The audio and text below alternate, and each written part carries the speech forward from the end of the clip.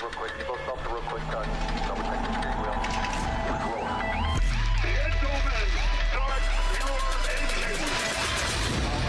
Nice and smooth, get it all done all day long. Got a good feeling about today, guys. Donnie Kite's gonna get through it all and score his first career win in the Saturday Night Racing League Cup Series. What a finish! Too little, too late from behind, and Sebastian Marin, your first repeat top split winner of the qualifying series.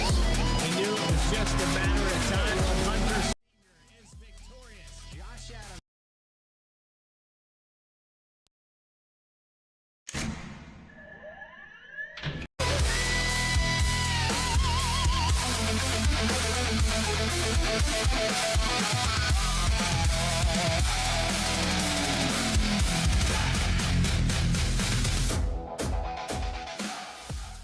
Drivers, start your printers. To keep pace with the ever-changing landscape of marketing and advertising, let Clark Print Shop help you spot the trends and keep you in front of the pack with all your color printing needs. From business cards to invitations, menus to mugs, we can print anything you need on paper or your choice of over 3,000 promotional items. Visit www.clarkprintshop.com to browse our online catalog and place your order today, or call us at 276-889-3426. For a limited time, use the code iRacing for 23% off your first purchase. The staff at Clark Print Shop looks forward to handling all your color printing needs. Introducing Tractor USA, the best way to buy and sell premium ag and construction equipment. Tractor USA was designed to be straightforward, simple, and affordable with zero commission and live auctions every week. Tractor USA auctions offer the finest selection of pre-owned tractors, combines, and other ag and construction equipment from across the United States and the world. Simply go to tractorusa.com to get started today.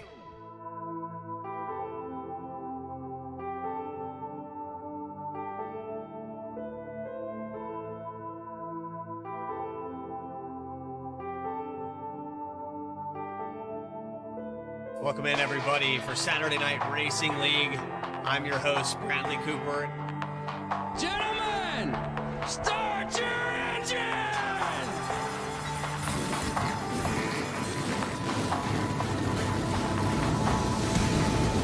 Again, well, thank you all for being here. 32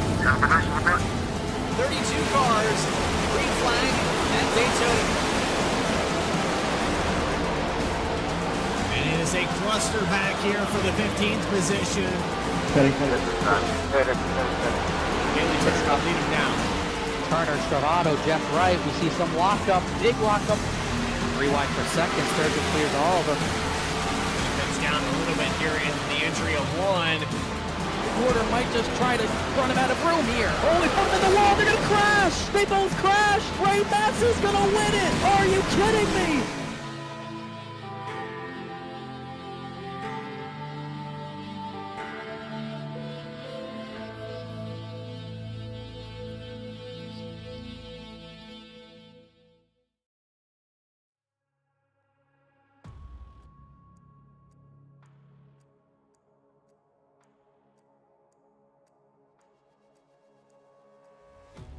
Earlier in the season, we came to this venue in its modern day look, but now it's time for the legacy version. This racetrack will test these drivers. It will be multi-groove racing, and it's under the hot sun in southern Georgia. Live here tonight from Atlanta Motor Speedway, Saturday Night Racing League is ready to go for 167 laps.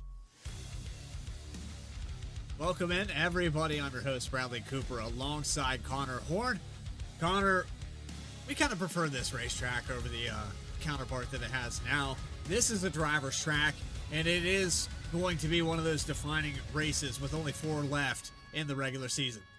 It's going to be a big deal. A big finish goes a long way in a field this big with so much on the line for those drivers right on that top 14 cut line that we'll look at the points in a moment after the crazy race we had at Nashville It was a pretty good race. Bailey Turner took the points lead back from AJ Stravato. His first points lead in a while. Stravato has had it. He's second in wins, tied with Stravato with 3. Jeff Wright, he's missed a couple races. He has the most wins, still 7th in points. All those drivers really in the top 10, really the top 11 are pretty safe from that cut line, but anything can happen. Then you get to Angelo Horonis. He's kind of been hovering around the 12th position every race, it seems, this season. Horonis, Floyd, Sweeting right on the cut line. Sweeting got a little bit of space over Bryce Shoemaker in this past week, 22 points. Adam Cabot, he hasn't started all the races even close, but he's still only minus 27. If he keeps showing up, maybe he makes a chase, maybe he makes a title run. We'll have to wait and see. He's got Cost, Lakatis, a number of other drivers still in the hunt down there as well. Yeah, and all it takes is one off week or one bad race, and you can find yourself below that mark. Plus 22 for Chuck Sweeting, and he's had mixed luck to start this thing off. But so far in my predictions, I've been dead wrong. We'll take a look here at Legacy Atlanta. Track map provided here by Juicy Spider Studios. And back in 1960, this track opened up, and it was actually a symmetrical oval. It kind of looks similar to Homestead Miami Speedway with no quad oval. Had a reconfiguration there in the early 2000s. And once it was redone, we went on to the high steep banking that we have today, where it's almost a super speedway. But again, this racetrack is going to be fun. It's going to be slick. I think the weather's going to play a factor. Grip's going to be everything you make of it, right? Yeah, track temp being high is always good for racing. It's always good for driver skill. The best driver usually prevails when the track temp's anywhere over 115, 110, 120 degrees, somewhere around there. Reconfigured in 97 to this type of shape, this D-type oval. And now, obviously, in the real world, reconfigured again 4 years ago into a more slender track, higher banking, kind of progressive banking, super speedway type racing. And it produced a great race about a month or so ago. And Andrew Telganoff ended up winning that race. He's undefeated at the drafting tracks this season, but a lot different challenge this season at this track. The 6th time we've come to this track. We've come here all 6 seasons so far, and we've had 5 different winners in 5 races. And to put the grid up on your screen, and a surprise here, I was just talking about the betting. Kenny Kibbe gonna throw me for a loop. 31 and 171. He's got the pole, the 14 on the top spot, and Adam Cabot about 300ths off. He'll start to the outside. Row number 2 is going to belong to Jeff Wright. AJ Stravato will start in 4th. 5th spot to Philip Brewer with J.R. Shepard in 6th. Then you have Christopher Hodges. Chuck Sweeting going to start in 8th. And rounding out the top 10 is Ray Massey, Bailey Turner in the 24. Matt Shinosky, pretty good qualifying effort for the 31. He'll start in the 11th position, so good start for his day. Dakota Floyd, 57, always fast. Was pretty fast last week, just couldn't get the job done. He will start in 12th, trying to go for back-to-back top 3s. Joshua Banks, pretty good last week, but had that speeding penalty, and he never got the yellow to reset. He'll try to have a better run this week. He starts 13th. Angel Horonis right on the cut line, starting 14th. 15th position, Elliott Butler, the 6 car, Pepsi Supra, starts 15th. Johnson News back in the series this week. He starts 16th, another Toyota Supra, a lot more this week it seems. Brian Chambliss, he's a former winner here on fuel mileage. I believe season 4 he won. He starts 17th. Chad Klinger, I believe maybe also a former winner here if I'm not mistaken. Season 3 to be correct. He starts 18th. And then Seth Hatchell starting 19th, a little further back than he's used to. And Derek Garrison's back in the series starting 20th. 21st spot to Max Koss. Casey Lakatis will start in 22nd. Koss looking to get back above that cut line. You have Eldon Stewart and Brian Carwile. And then we start getting into drivers that maybe are a little off in the qualifying. 31-3-4-8 for Roger Vaklavic. Ben Lafter will start 26th. 27th spot's going to go to Rob Hamp with Caleb Weekly in 28th.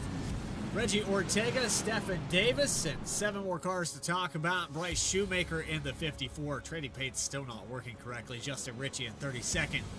Keith Shoemaker and Michael Jones. As you go back to Tim Shinosky and Nathan Ferrata with Austin Melke rounding out your field, electing not to take a time.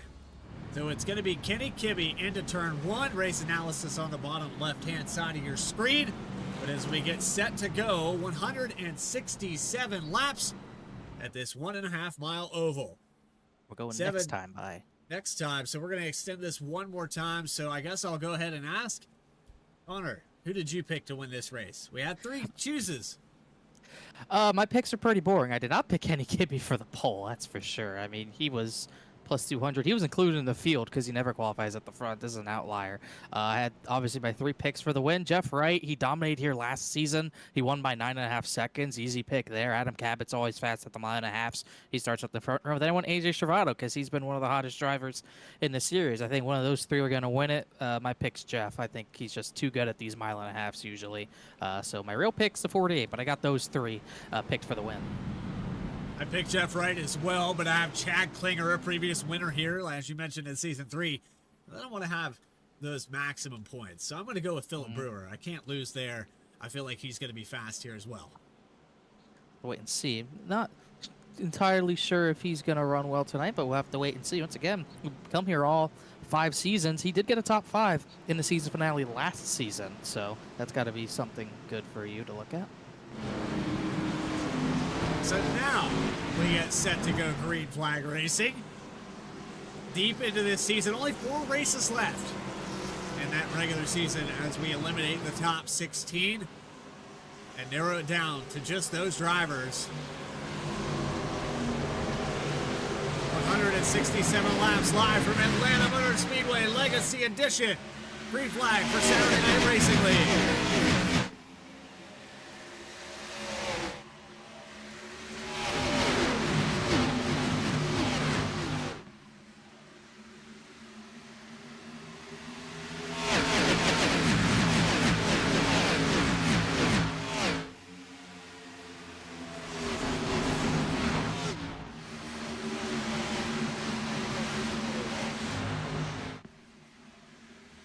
Adam Cabot finding the lead. He gets around the outside of Kibbe. He falls back to 4th position. Kibbe lost a lot of ground on this initial start.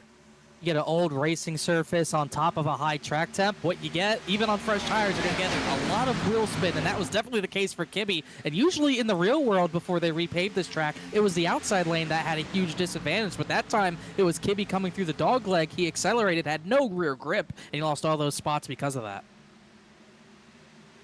Again, apologies to anybody. I'm actually having no numbers, but that's the 44 just behind Kibbe. Not sure why the numbers didn't load on this 44 machine. I don't see his numbers either. That might not be just you. Yeah, trading pace has been weird here recently. Very weird last week without you. We had, me and Alex did not really have many paint schemes either, but both of us see no numbers on the 44. But he is the 44, and it's the same paint scheme, so we'll have to let it slide. You see Chuck's tweeting scheme. I don't see his, but what you are seeing is a lot of drivers still running the bottom line. You will see drivers gravitate towards the top of the racetrack as a battle for second between Shepard and Stravado. Almost had contact there pretty early, but you're going to see a lot of drivers on the bottom early on, and as the tires were out, you'll see more drivers get to that top side. Gonna try to work the outside. Shepard slides up in front of him and move into the background. Bailey Sherman's gonna take it 3 wide. Big wreck in the back. That's oh, man! Upside down. Holy cow. Him and John Sanu.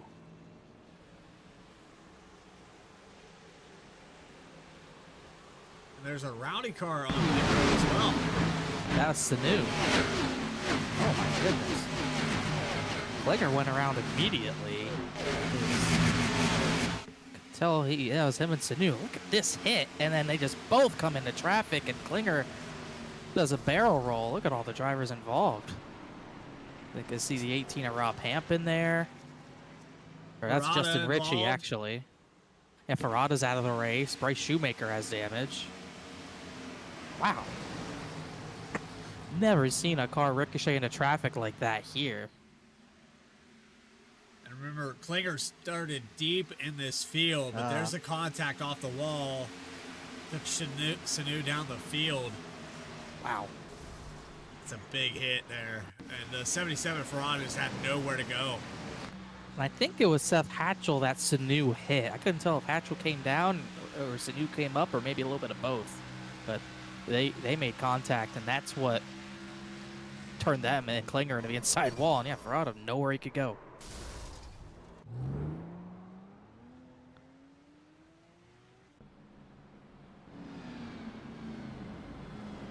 So starting it out, lap 6, cars down pit road. That was Ryan Carwell who had contact with John Sanu, not Seth Hatchell. Yeah, some pit stops. Only it looks like for a lot of these drivers, there's some 2 tire calls. You'll have to wait and see how that plays out. We have a lot of tire sets today, 6 extra sets, and then the 7th one being on your car, obviously. And it's a pretty relatively long race as well, for sure. 167 laps. With how big tire fall off is here, times are going to be pretty slow throughout this race. So 167 laps here. It's going to take a little while.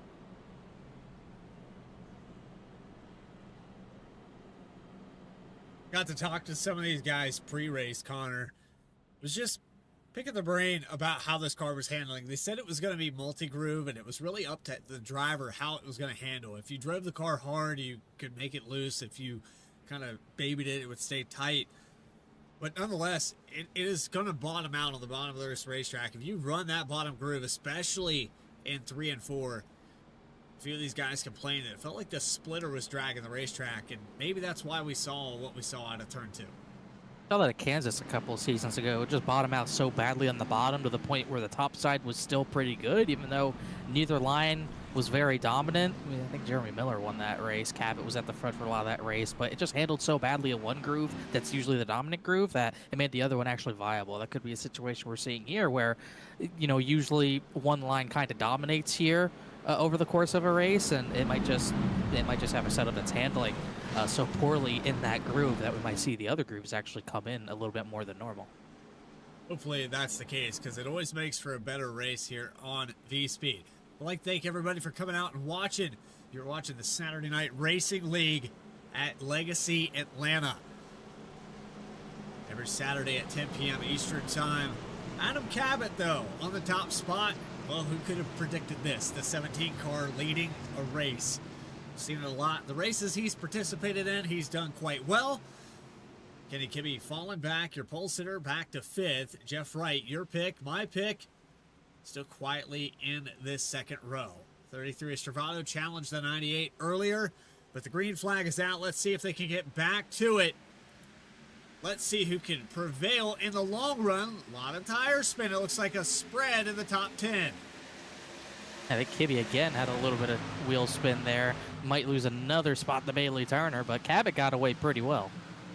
Cabot's going to pull about 4 or 5 car lengths ahead. Whoa! And Kibbe gets loose off of 2. And Bailey Turner just had a slight bit of contact. Could have been a lot worse, but yeah, Kibbe lost another spot on a restart.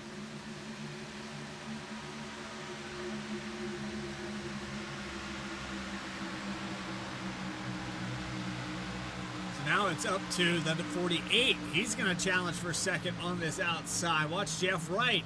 He's got a run on the outside of Shepard. Looks like he'll prevail down the backstretch. And as Jeff Wright, what he's probably going to try to do is drive his car as hard as possible until he gets to the lead. And then if he can get the lead away, then he's going to try to manage the pace of himself and everyone else behind him and just manage the race. That's what he's so good at, too, whether he starts on the pole or not. If he gets to lead, he's able to kind of dictate the pace of the rest of the field behind him. And it makes him so lethal on the long runs because usually he can set his own pace and then pull away at the end of those long runs because he has the clean air and he's just kind of pacing himself right now. But he's able to get second. Shepard and Stravado still battling pretty hard. I can't imagine Shepard's going to let Stravado by even this early. Didn't have a choice. Slots up in front of the 24 Bailey Turner, but back on offense into 3 and 4. Stravado a little bit high on the entry. That might allow the 98 to stay side by side. He will through the quad oval. He was able to kind of cling to his left rear quarter panel, side draft them back down that front tri-oval. You can see neither of them, committing to a line. Stravado wasn't all the way to the top, but the 98 really didn't get to the white line. I think it hurt the 98 more than it hurt Stravado, and it let Turner get a pretty big run. Watching this battle back in 8th position. Chuck Sweeting going to look up high. Whoa. Dakota Floyd. A split here from the top 7. So Shepard split the 33 in the middle. 24 got to the inside of Stravado, and Shepard got to the 3rd lane and got around that 33 again. Now you're starting to see all these drivers run different grooves. Yeah, I saw Seth Hatchell stuck in the middle there. Got around Rob Hamp, though. As Angelo Horonis to the inside, Eldon Stewart just ahead of him. On board with the 8. Just in front of that first caution that we had. Usually see he's been in the top 10 pretty much all season, but not a good starting effort this time, as I think Banks barely hit the outside wall through a tri-oval. But Hatchell's already moved up about 5 spots, and he's been utilizing that top lane, but Banks is kind of clogging it up. He's going to look to the middle. It's going to be a squeeze, but he thought better of it. And that's Banksy, the iRacer, in front of Seth Hatchell, the 35 car. Back to where he started this race. Joshua Banks always putting on a good show. Let's ride on board with the driver of the 35. It's another driver who's usually in the top 5, top 10, just didn't qualify that well, and he's kind of started where he's running in that 13th position. He's been on the outside line for the majority of this run, but just not quite able to get out of center exit the way he needs to be able to cling to the Ray Massey's right rear. And really nowhere to go when they're side by side like this anyways, Massey and Eldon Stewart. So no choice but to just ride a little bit. Again, 167 laps here, pretty long race. So he's got time to chill a little bit, try to keep the tires on it, try to figure out how he can win this race.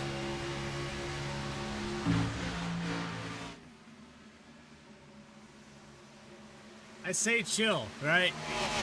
How do you relax, though, in a long race like this? It seems like a self-disciplinary thing to sit back, let these guys battle it out, especially if you didn't start where you're used to running. I mean, all you can really do is control what you can control. Try to just, if anyone's pushing you harder than you want to go, you just got to let them go, bite the bullet, hope they let you by later. But, you know, just about saving the tires, really. If you can keep your tires on it to where you have pace on a long run, you'll be able to pass all these drivers in the next 20 to 30 laps at the very least. As starting to have a battle for the lead right now. As we say that, they're not chilling in the mid-pack. They're not chilling for the lead either.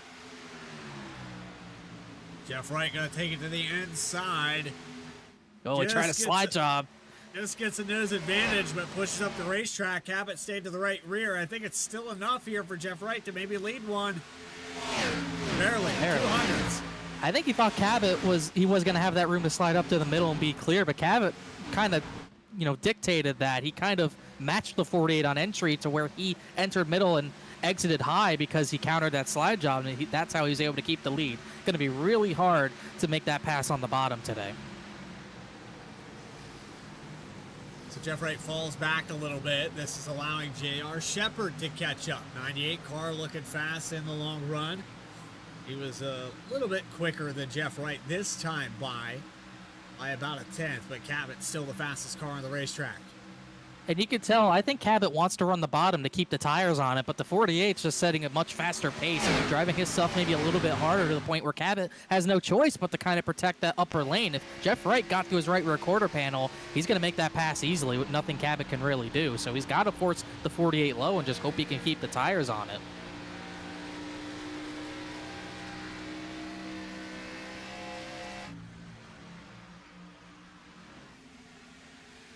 Got his left rear, though. That's a spread there in the top 10. Chuck Sweeting about 1.3 seconds ahead of 8th, actually 10th place there on Seth Hatchell. So 9th all the way up. Has gapped the field. They're side by side back there. I think that's part of it, Connor, is they're racing themselves so hard back there in the mid-pack. They've lost ground.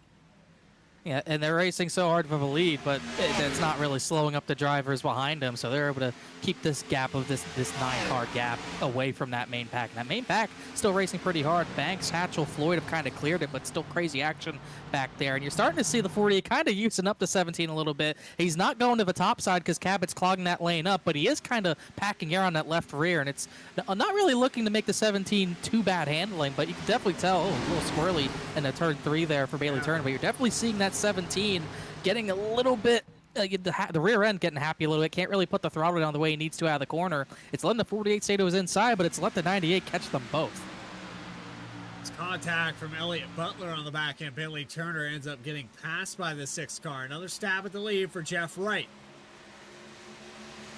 This almost plays in the Wright's favor because he can run the bottom of the racetrack and his tires will be probably slightly better than Cabot's, at least in that corner specifically. The problem is he can't really mess around too much because if he gets stuck on that inside lane trying to make a pass, he's going to lose 3-4 positions. They're starting to line up on that top side. Back to Big the run outside. here. To say, I thought he was going to take it to the outside. Cabot moved up. Oh, look at this. These Cabot's in the wall hard. He hit it extremely hard, trying to counter the 48. Now Brewer's in the wall, the 48 sliding back. They both drove it in as hard as they could, and neither one of them made it stick. And I don't know if Cabot has damage from that. That was crazy. And Brewer gets to the outside of Jeff Wright. Wright did not hit the wall, but he got very tight. Put himself in a bad situation there. He was so confident he was going to clear Adam Cabot, and then when he realized, oh wait, this is not going to work, he had to jam on the brakes. He lost so much momentum through turn number 2 that he lost, what, 4 positions almost. Yeah. And if Cabot has no damage out of that, he is lucky because he pounded the wall, but I don't see any cosmetic damage on the 17. I don't know how he got away with that. I mean, we saw it. He killed the wall. That was one of the craziest things I've ever seen. It's only lap 20. Gerardo's racing for second live. He just tried to slide Shepard, but he couldn't. You're going to We'll see see the it. send. Yeah. It is a very multi-group track right now. A little more than we've seen. It's also a new aero model. We haven't raced here with this aero model yet. But right here, Jeff Wright's committed to the slide job right here. And he thinks he's going to make it work. It was not that lap. It's probably the next lap or something. But he was just so committed to it. He just didn't think there was any chance Cabot would be able to stay to his outside. And Cabot just committed to staying on his outside so hard to the point he completely ran himself into the wall. That was absolutely wild. Yeah, it'll be this time out of turn 4, he's going to get the big run. Still 34 cars running on track. DNFs are Sanu, Klinger, and Ferrata, but still 34 on the lead lap. Right here, just Jeff Wright has, he thinks there's no chance Cabot's staying to his outside, and then he does. It's just right there. I mean, he pounded the outside wall, and Jeff Wright, props to him. He did a great job slamming on the brakes to avoid wrecking the 17 and himself, but it cost him all that track position. Yeah, suddenly he has 6 or 7 cars to his inside and outside. Philip Brewer almost makes contact with Kenny Kibbe in the live shot. They're back at it for the top 5. It's got both drivers in that kind of lose because Cabot wore his stuff out a little more than he wanted to battling the 48, but it's a lose-lose for Jeff Wright because A, he didn't get the lead, and B, he lost even more track position. So if his tires are in worse shape compared to the drivers around him and he's already in more dirty air, it's going to be a struggle until the end of this fuel run whenever they decide to pit. Out the 35 of Joshua Banks to the outside. Rewind the 24 and the 44. Joshua Banks, we're talking about him kind of saving his stuff. He can get them about 20, 30 laps. It was more like 10 to 20 for him because he's already gotten up to what is now the 7th position. He's looking for 6th. He's passed all these guys all the way back to Matt Shanoski, who's fallen back to 18th after that good qualifying effort. Brian Chandler's former winner here. He's battling for that top 20 spot with Casey Lakatos. It's actually for 19th position, but the pack's still pretty stacked up, but it's less, I'd say it's more calm than what it was earlier. One caution to start this out. 2 cars off the racetrack, actually 3, with Chad Klinger, John Sanu, and Nathan Ferrata. Bryce Shoemaker back at 34th, the last car on the racetrack. And all these cars on the lead lap right now as it stands. I think you're seeing... Battle is in 6th spot. Yeah, battle for 6th, battle for 4th, both side by side, 2 by 2. Kibbe and Wright go in the battle. I think Wright might still be a little faster than some of these drivers.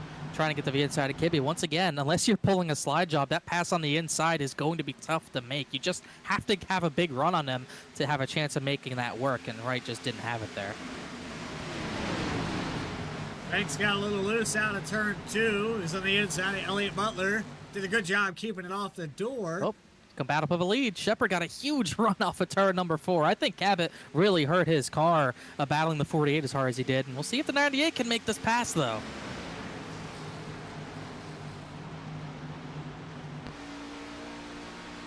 Got it.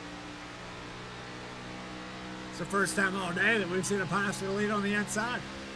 Yeah, I think I really do. I don't maybe Cabot has wheel damage we can't see. It's hard to believe he would get away with a hit to the wall that hard, but either way, it definitely seems like he doesn't have the speed he did earlier in the run when he was battling the 48. He's just not getting off the corners with any speed at all. The 98 saved his stuff pretty well. 0.2 faster than the 17 that last time by. Now going to change lines, give some dirty air to the 17. Haven't really seen anybody run away with the lead just yet. It is accordion back together. The top 10 that ran away earlier now have Seth Hatchell. We were talking about a 2-second gap there just 15 laps ago. Hatchell caught back up.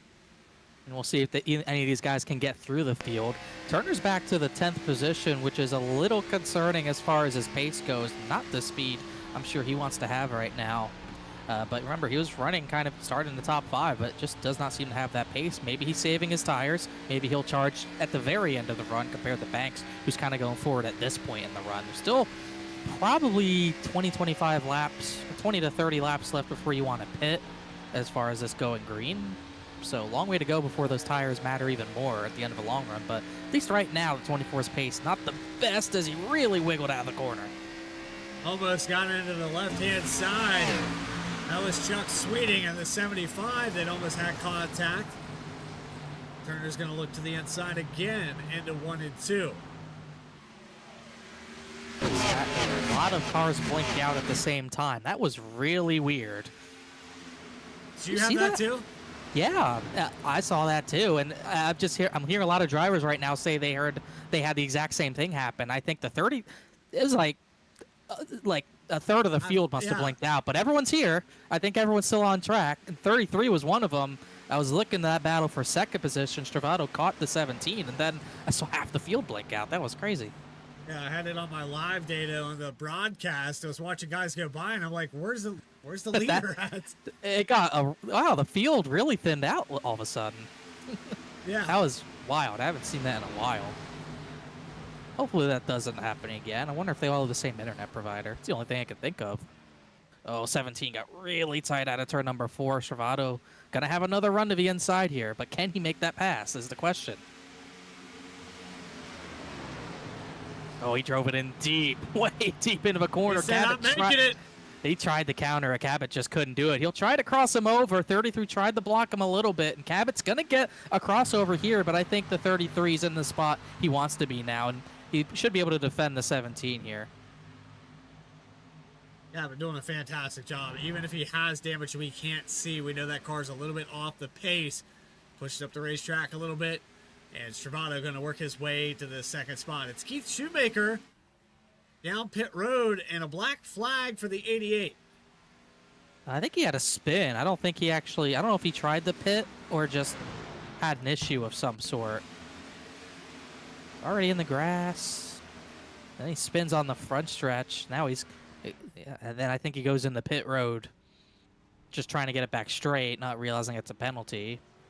It's going to really hurt his day for sure, but not sure what happened there. It didn't look like anyone was around him, just had some sort of issue, and we'll bring it in, see if he gets back on track.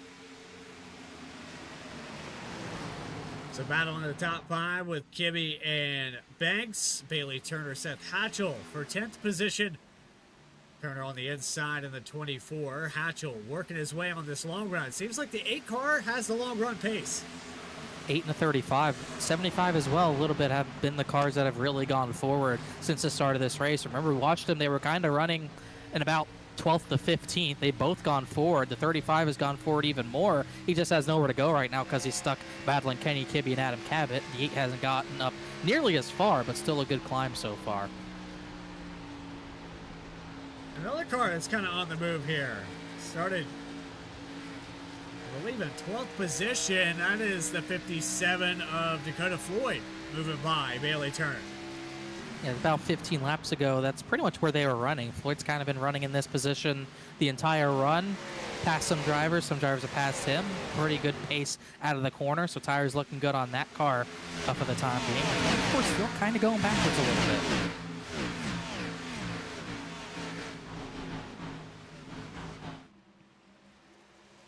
Battle continues. think Banks finally had him here. He just kind of drifted up the track, didn't commit to the bottom line in 1 and 2.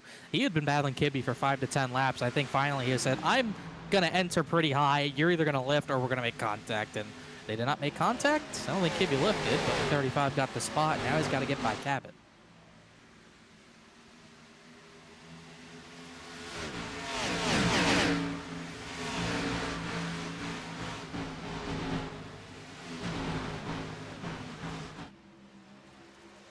Well, this goes one of two ways. You either saved your stuff and now you have the car for the other half of this run, or you drove it really hard and you're praying for a pit stop. It's coming up soon. I think Cabot's probably ready for a pit stop. I can imagine a 48 would probably want one too. They're not really going backwards too much, but you can definitely tell the 17. Oh, Jeff Ray got in the wall a little bit there. He's going to lose a spot to Philip Brewer, but no damage done. But you can definitely tell both those drivers are kind of holding some cars up. 17 definitely holding the 35 up a little bit, but the 35 has pace right now. The 98 and 35 have really great pace right now. As Banks is going to get that third position away. 57's got decent pace. 8's got decent pace. Main driver going backwards, obviously. We talked about that. 24 has gone backwards since the start of this race. Matt Shanovsky's back to 18th since the start of this race as well. Not too many other drivers have fallen too much. How about Tim Shanovsky? He's started 35th. He's driven up into the top 20. Also, another one who started up at the front and has faded is Chris Hodges. He started 7th. He's back to 22nd. There's a look at Tim Shanovsky. As mentioned, 15 positions gained. Right now, Clark Workshop's biggest mover award will go to the 07. Lisa Lakatos behind him has lost. We saw Lakatos up there a little bit higher than that. Now back to almost where he started this race.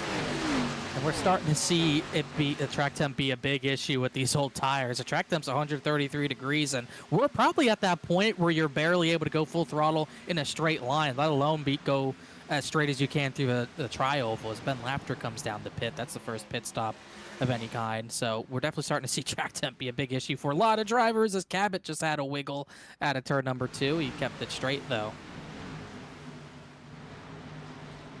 Philip Brewer to the outside. Will we see any more takers down the pit lane? Doesn't look like it this time by 17. Oh, a lot of takers. 17, 48. 48. Takers. Whoa. That's close.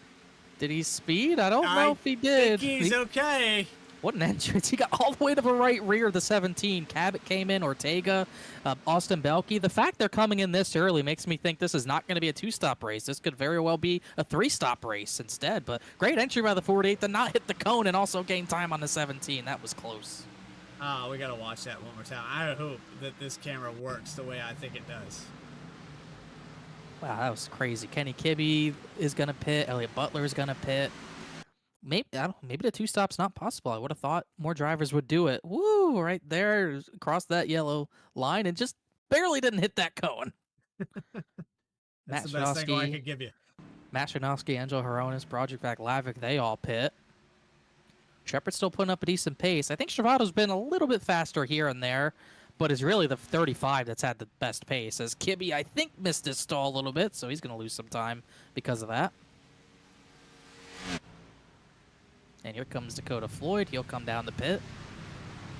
It's a very tough pit lane to get to, by the way. That cone comes up in a hurry, and I think Tim Shanovsky might have sped. Yes, he did.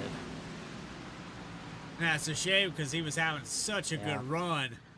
Take the blame for that one. Rest of the commentators. We got to talk. It's our job. I know.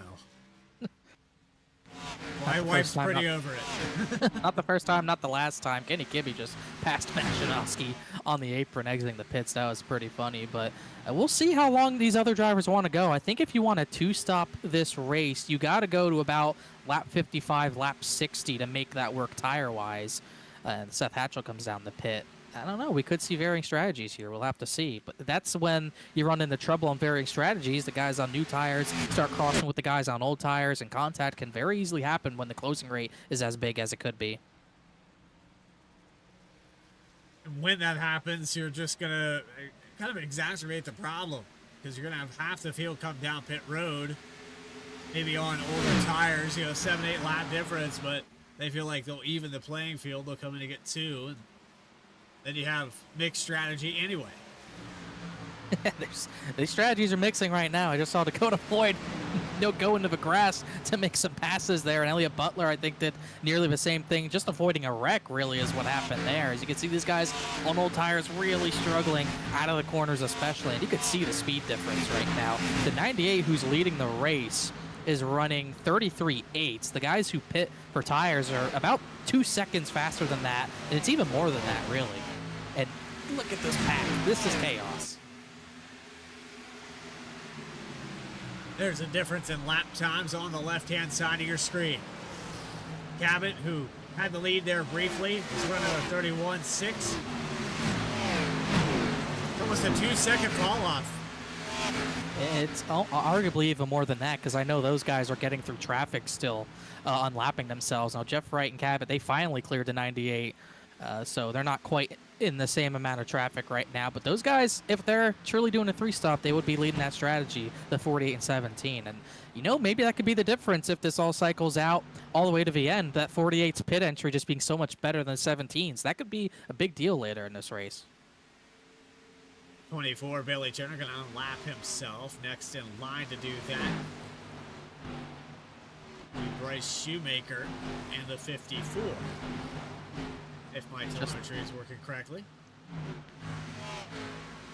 I believe so. Got some drivers. Looks like more drivers pitting. Eldon Stewart, he's having a decent run. He's going to come in. This is kind of in the no man's land. This is really after the 3-stop window and ahead of the 2-stop window. So drivers pitting now, it's kind of an interesting point. You're not really committing either way. Garrison, Stephen Davis, Cost, Michael Jones as well. All those drivers came in.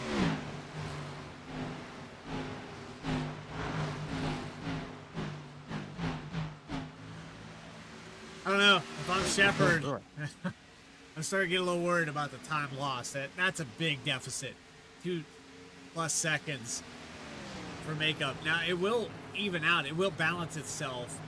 And if he has to make one less stop than some of these guys that undercut, it will work itself out. But it relies on this race staying green. It means nothing if we get a yellow. I say I'm worried about Philip Brewer, almost to the point where he might have a tire down. He's been so much slower than the 98 and a few others who are on this strategy, multiple 10s. I'm almost wondering if he is having a right front starting to go down. See, way off the pace compared to other drivers who stayed out. And when that happens, Connor, he's going to get a meatball flag, and he's going to have to come down the pit lane.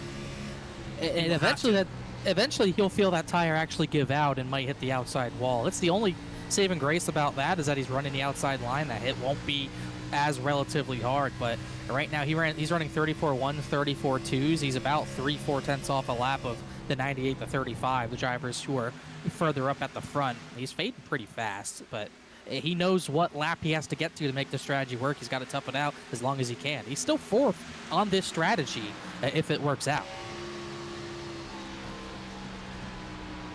There's getting the lap back on board with Seth Hatchell. The closing rate through 1 and 2.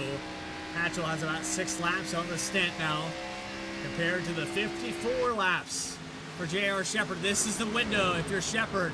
Maybe one more lap and you bring it down to pit.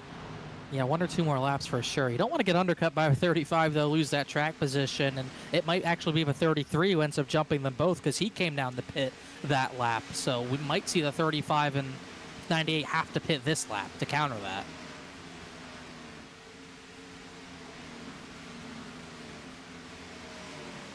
Three-time winner AJ Stravado down to pit lane.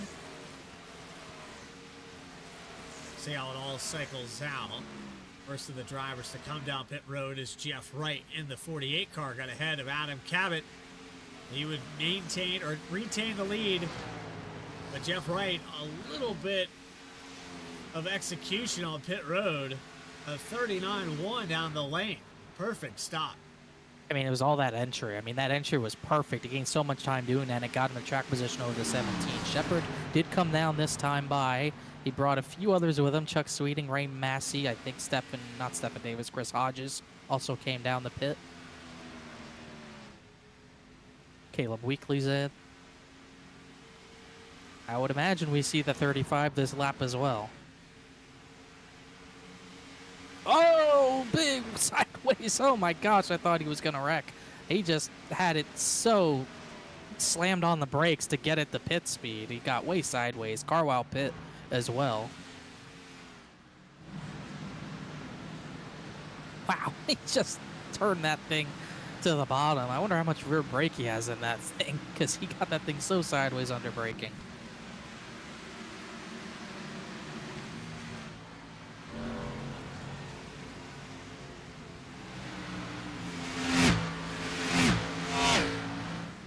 Okay, what short pit worked decently well for Travato, but he did not get out in front of Jared Shepard like he probably hoped to, and they're both going to get out in front of Joshua Banks. This lap led for Philip Brewer. He's pushed us now to 58 laps with Rob Hamlin and Brian Chambliss. They're pushing it. Casey Lacanas, he came down for a top off on fuel. He could go further than all of these drivers. So expect the 50, if this stays green, to get a few laps left. And I wonder when the 44 is going to hit, because he's still running the outside line, still running a pretty poor times. I think if your long run pace is good, like the 98s and 35s was, I wouldn't mind going an extra few laps compared to what your in lap should be mathematically. But right now, his 50's really struggling up the track. The 44 is doing the same. If I'm Brewer, I want that thing in the pits as soon as possible. But he might not have a chance to get down. Neither the 50 might not have a chance to get down either, because all these drivers are going by them on the inside.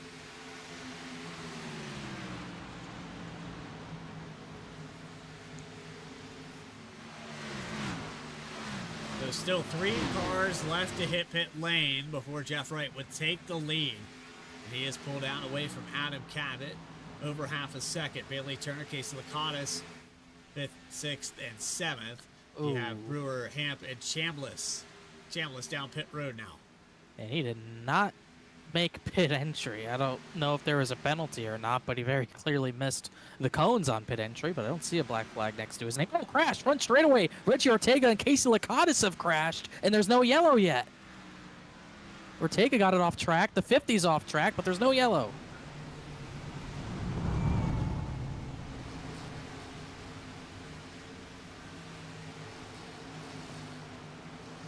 Holy cow, a huge crash. They both hit extremely hard. The 50 had not pit yet. Oh, and he was crashed on the front. And Ortega just hit him, and how is that not a yellow? I don't know. I don't understand how that. That's the second week in a row. We had somehow there was no yellow at Nashville. I don't know what happened to the 50. I think he just lost all the tire grip and was just off the pace and must have spun it or something. And there's nowhere for Ortega to go. I think Dakota Floyd maybe got a tiny piece of that on the right rear quarter panel, so he has damage. Right there. That's close. Not even, oh man, Seth Hatchell. Whoa, Caleb Weekly just barely avoided it. Last week we had a similar incident that should have been a yellow and wasn't. We got to start checking. We have cautions enabled, because unbelievable that wasn't a yellow, as Lacadas somehow got that thing back to pit road. The 2 has called it a day, probably just resetting. So Jeff Wright taking over the lead. It's over half a second. 18 laps on the stint. 62 laps completed out of 167. We're going to take a quick break here on VSPEED. You are watching the Saturday Night Racing League at Legacy Atlanta. More coverage continues on VSPEED right after this.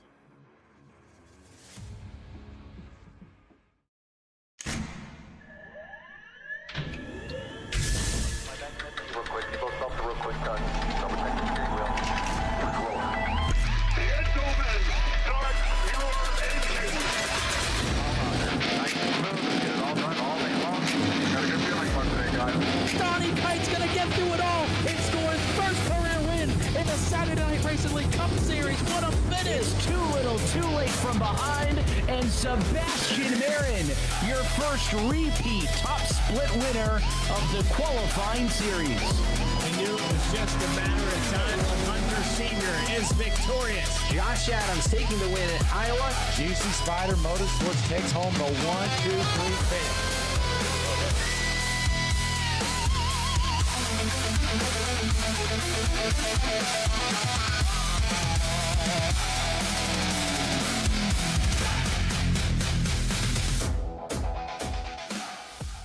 Drivers, start.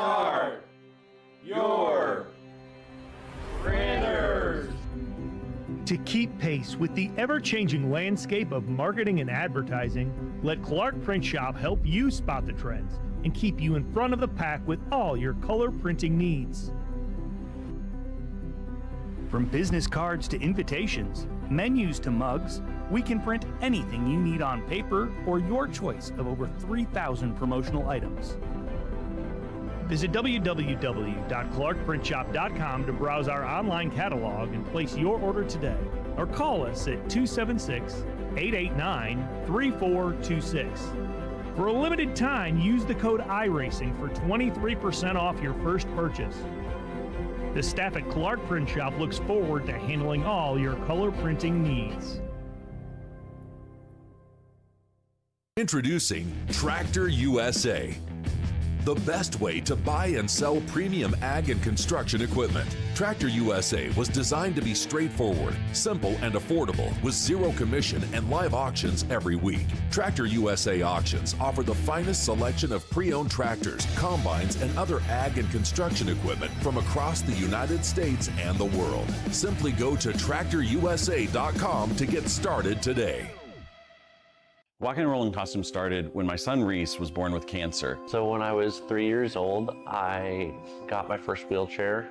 And he wanted to be Wall-E for Halloween that year. And so I knew you couldn't buy a costume to go on a wheelchair at that time. So I knew I had to build one. My dad ended up building a Wall-E costume out of a Dell computer box. When we were all finished, he loved it. We took pictures of it and shared it on social media. So many people started sharing it that we started getting requests from people we didn't know. In 2015, we decided to build them for other kids because people were asking, hey, can you build them for my kid? So we started the nonprofit organization, Walking and Rolling Costumes, and we build costumes for kids all over the nation, free of charge to the families.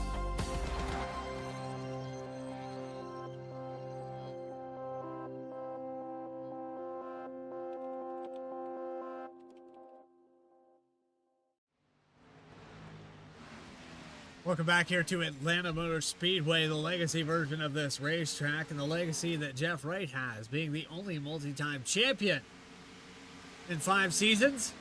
He's leading at this 1.5 mile oval. We watched him and Adam Cabot battle earlier in this race, and I guess we could call it the first stage. It was just before pit stops. Those two went back and forth. Jeff Wright fell deep into the top 10. Cabot got some damage, led a few more laps after that. Then it was J.R. Shepard who took over the top spot. He stayed out one of the longest of all of these drivers that have led so far today, and he's running in 4th. And he's already within 4 seconds of the drivers who are going to do an extra stop in this race.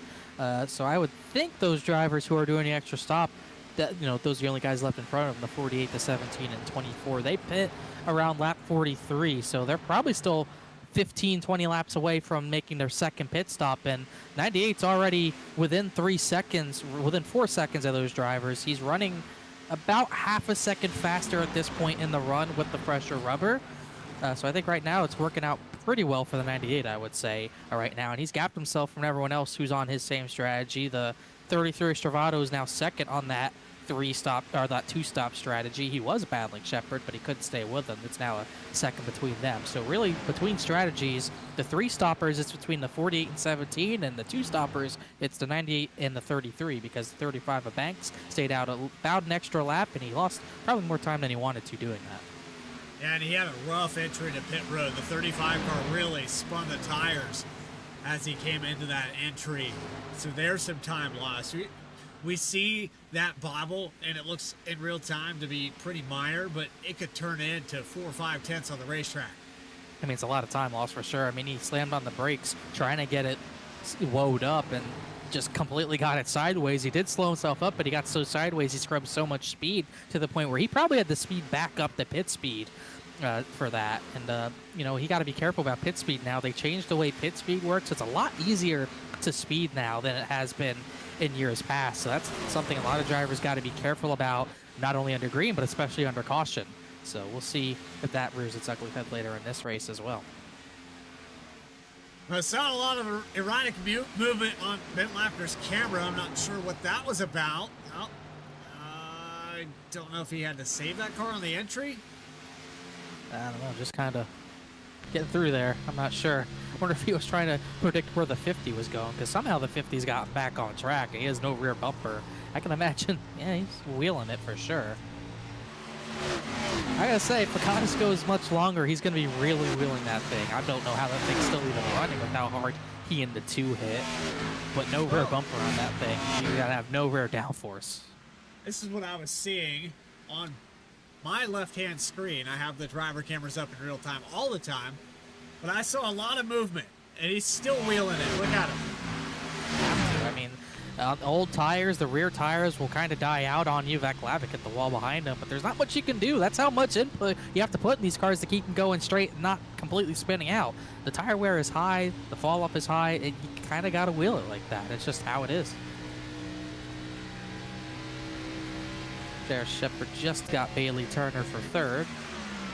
The 17's closed in a little bit on the 48, but the 98 might get them both before the 17 could get the 48. It's 1.8 seconds back from Cabot to Shepard. Shepard with a 12-lap advantage, as you mentioned there, Connor. Joshua Banks in 6th position, fresher tires in the 98. Freshest car tires on the racetrack belong to Philip Brewer, but I think he went too long. I think he went too long too, because as we talked about it, he was falling off really hard at the end of that run and ended up going 60 laps just about, and I just think he fell off too much to go that long. He should have pit around when the 33 did. I think that's when he should have pit, but put us up pretty far down the order, but he's probably still going to be able to get back up through there pretty nicely. Right around when pit stop started, remember, he was running in the top 5, so I think to feel a little bit good about this strategy, at least feel better about the strategy, he's got to get back at least to the top 10. And it's still about 5-ish seconds up the road for him to get the 10th place Kenny Kibbe. I should say 10th place Chuck Sweeting. It's always the question, when do you pit? And some drivers maybe see it as, well, if I can run this fuel tank out, if we get a yellow, how many times, Connor, have you been in a race where you thought, okay, the lap times are just so bad, I'm going to come down pit road, caution comes out as soon as you hit it?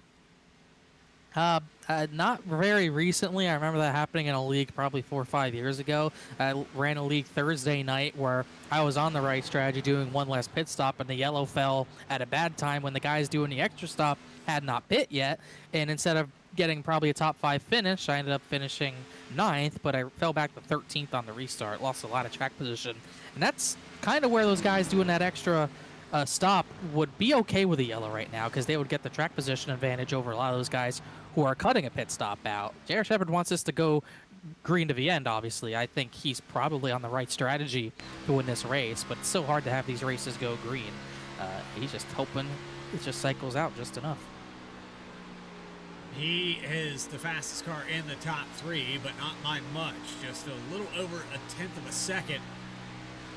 Looks like the tires starting to level off a little bit compared to where he was gaining, 4 or 5 tenths a lap in the initial run. Now has plateaued. He's going to have to maintain this 1/10 a lap if he wants any shot to get up there and take this lead away. The one thing, what's going to go well for him, though, is that obviously those 2 in front of him are going to have to do another pit stop, as I believe that was Dakota Floyd who came down the pit, and I think he didn't speed, but that's actually sort of early to pit, but he, I believe, was on this 3-stop strategy, so it is sort of scheduled, even though it's a bit of an undercut. But I think for the 98, that's good that they're making an extra stop, because that means their times are going to level off at some point in that final run of the race as well. So they're going to have that same issue where the times kind of level off. And he's still, for the most part, faster than them, but it's just not at the rate that we probably thought it would be. Jeff Wright starting to pull away from Adam Cabot. Cabot had it down to a 10. Now it's up to 3. Back to the drawing board. Shepard, last time by, still maintaining about a 10th faster.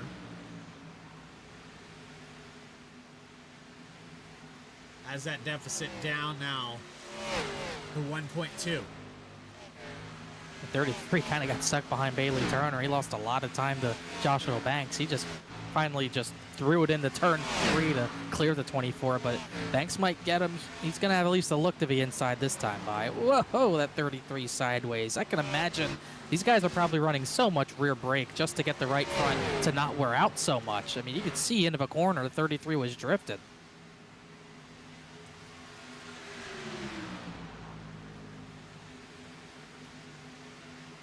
Banks going to pass them both. 24 slots up behind the 33. The top 5 has changed hands. Shepard another time by. 0.3 faster than Adam Cabot. Still on the charge. 48, these guys are going to come up on a little bit of lap traffic, but they're kind of right on top of their pit window right now. So I think if they can come out, whoa, Caleb Weekly sliding right in front of the 48, kept it straight. But I think if these guys can stay 1-2, doing this extra stop ahead of a 98, I think they'll be pretty happy with that as we just cross halfway. So at that halfway mark, approaching pit stops for some of these drivers, it's a perfect opportunity to get loud. Presented by FireStorm Racing.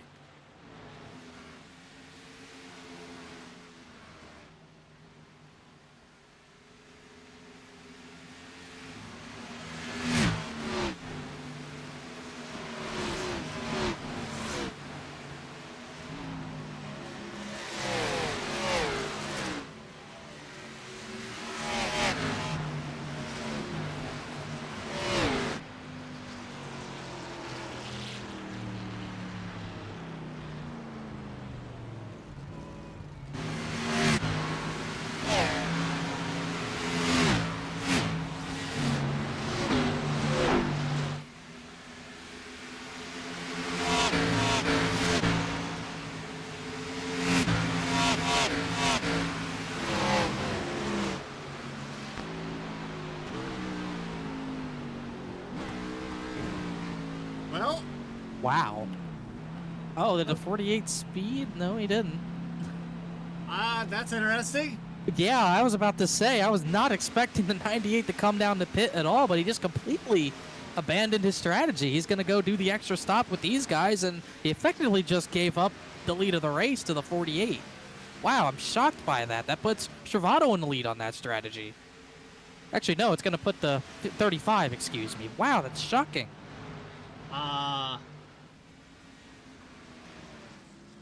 Okay. It's one way to end Get Loud by leaving us with something that makes us speechless. I'm stunned by that. I thought the 2-stop was looking pretty good. I didn't understand why he felt the need to do that at all, but now he's going to be third on the 3-stop strategy behind Cabot and Jeff Wright.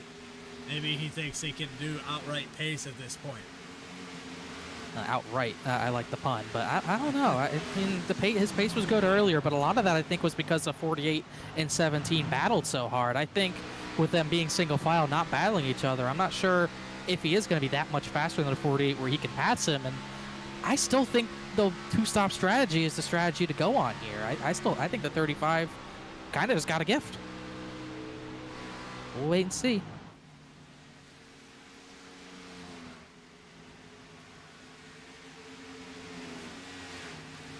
One caution, 7 lead changes here in this one so far. The over and under was 3.5. I picked over on that. So far, I'm not looking smart. A lot of things. I'm not looking smart on a lot of things here tonight, Connor. I've predicted a lot of different things. Yeah, I definitely picked the over on yellows, but that was before you told me you thought there'd be a lot of yellows. But not looking good in that aspect so far. Looking decent for a lot of my head-to-head picks, at least. I picked Telganoff to get a top 10. He's not even here, so that's not great. Well, you got those unforeseen circumstances. I pick Justin Ritchie and an 8th Inferrata for top 10s as well, and they were in our only caution, involved in our only caution, as someone else just bit, Vaklavic.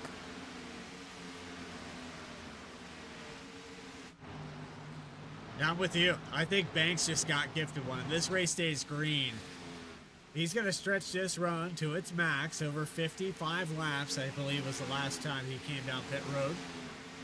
So he's still got about 20 laps left on this run, probably. And he's still in the 33s, as is the rest of this top 10. The cars that came down pit road are running 31.7s. Banks a 33.5 this time by,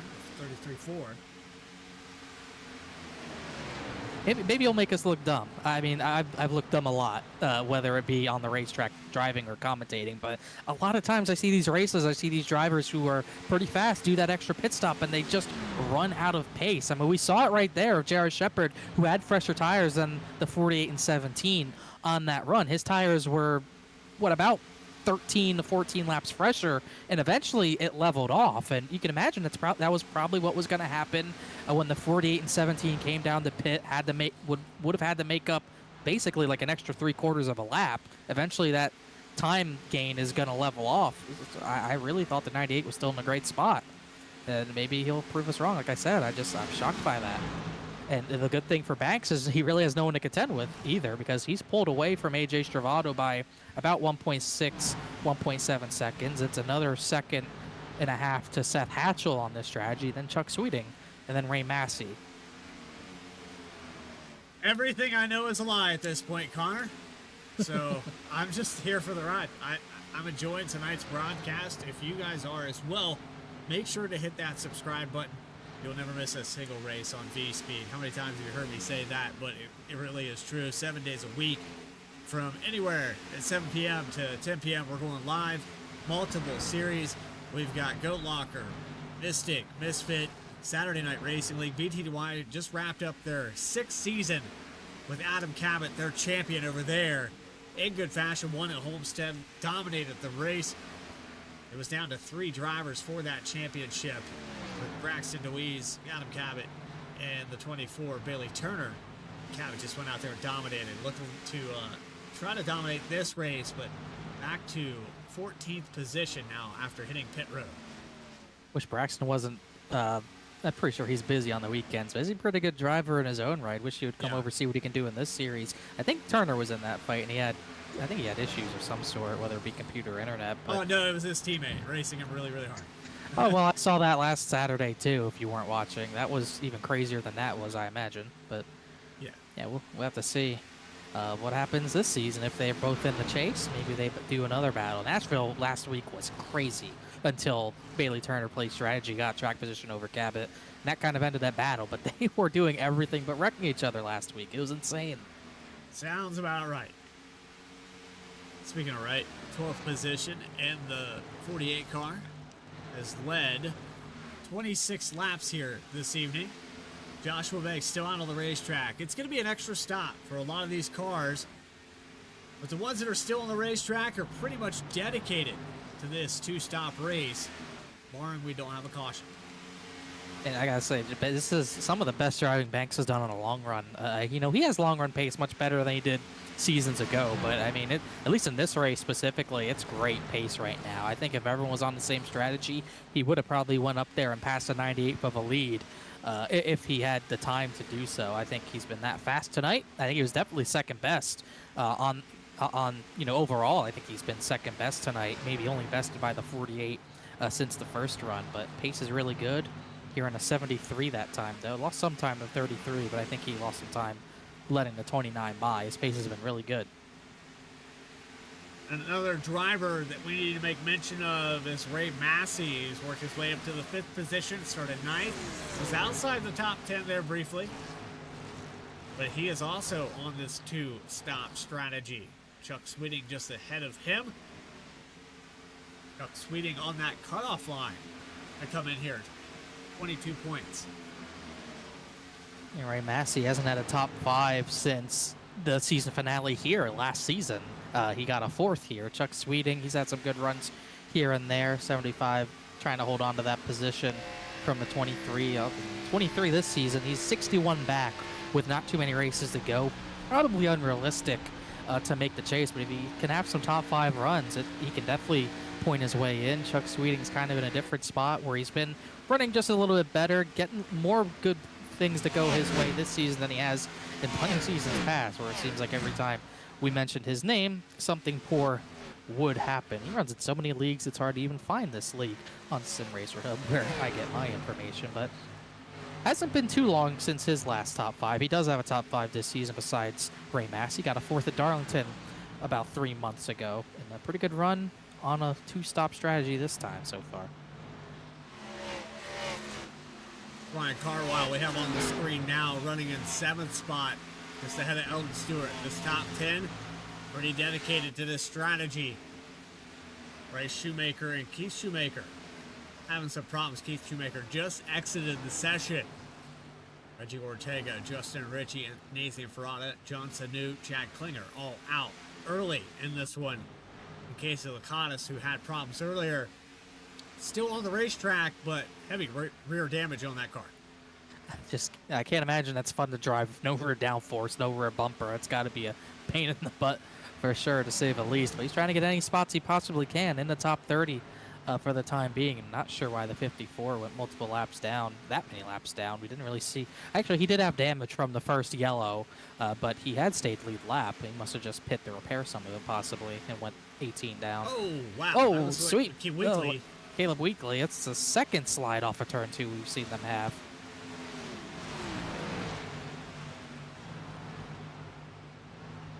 Weekly had success, had the lead.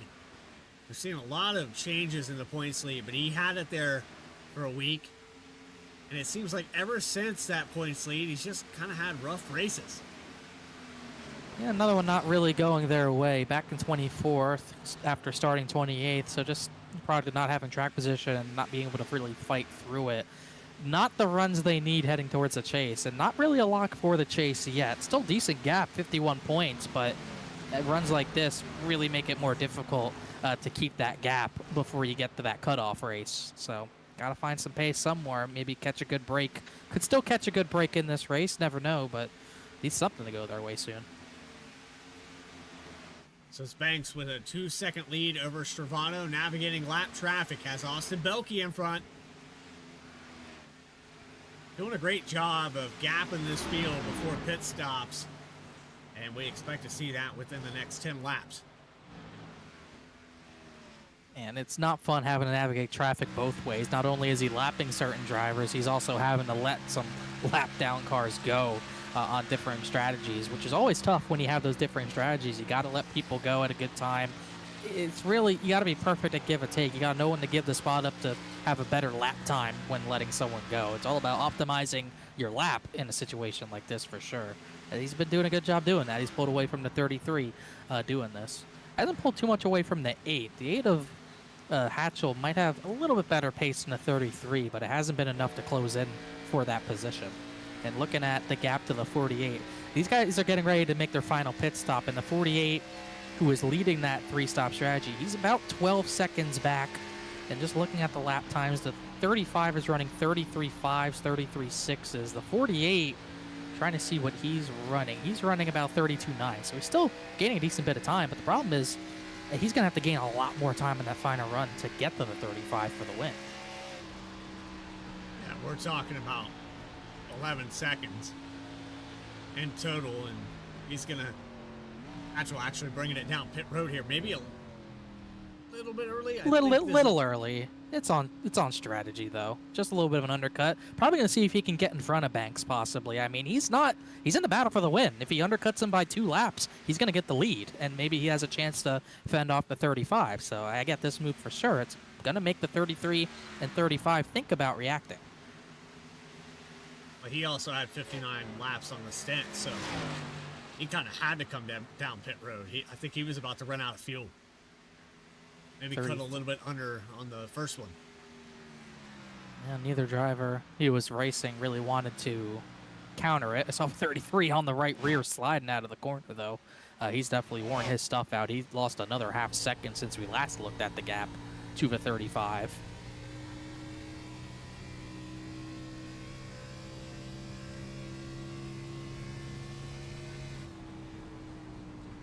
Yeah, it was 2/10 of the last lap that he lost on board with AJ Stravano.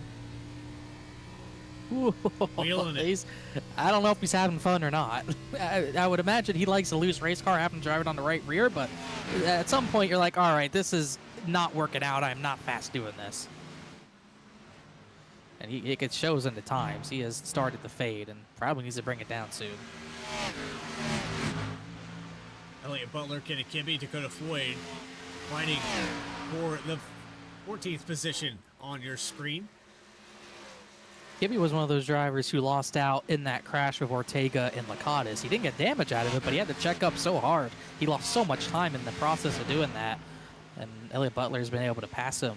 And Gibby's trying to get him back as finally Stravado comes, brings it down the pit lane. We'll see if Banks responds in the next lap or so.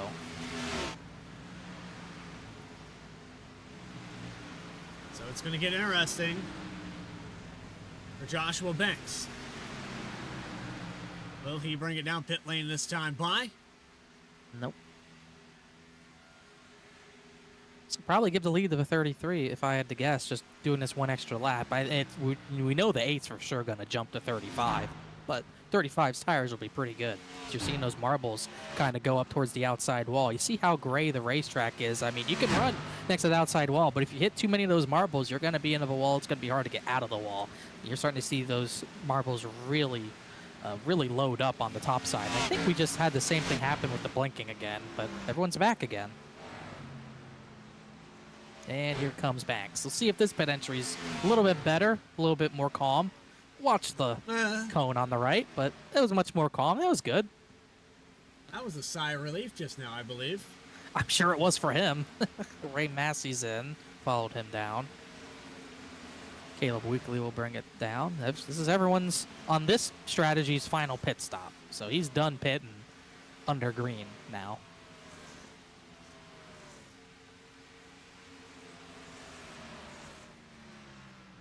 It'll be interesting to see where he comes out compared to the 33 especially. We know AJ Stravado is a pretty good defender. Here comes Chuck Sweeting. Yes, he is. He's coming down the pit, and here comes Philip Brewer.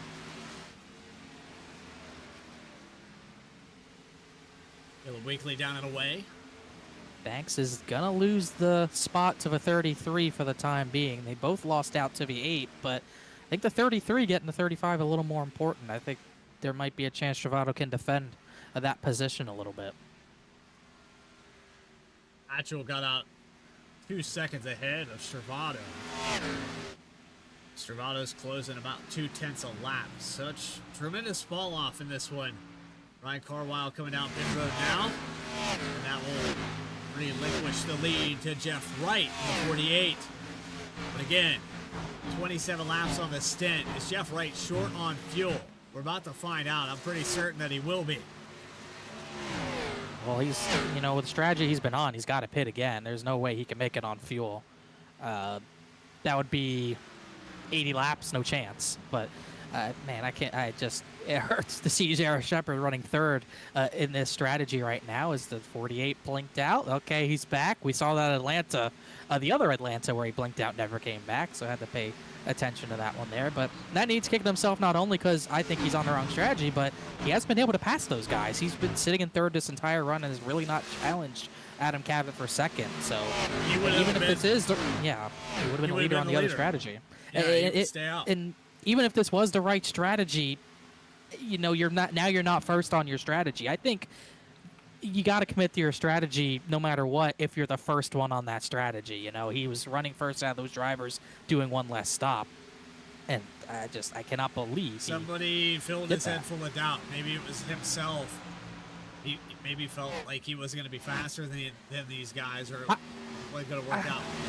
Christopher Hodges came down the pit. I think the only reason he must have I think he reacted to them thinking, oh, they're already pitting and I didn't pass them, I just have to pit. When in reality, that wasn't the case. That's not the thing he needed to do there. And unfortunately, I think it's going to cost him some spots in the running order. Yeah, I think he ends up deep in the top 10. Just have to wait and see how it plays out. A lot of guys that are committed to this two-stop. I think it's Hatchell, Stravado, Banks. I mean, yeah, I think there's more people on this two-stop than the three-stop. I don't know. It's pretty split, honestly, as Banks just got by Stravado, so that was a big deal. So not a big fight there. They're just both trying to race to see who gets Seth Hatchell.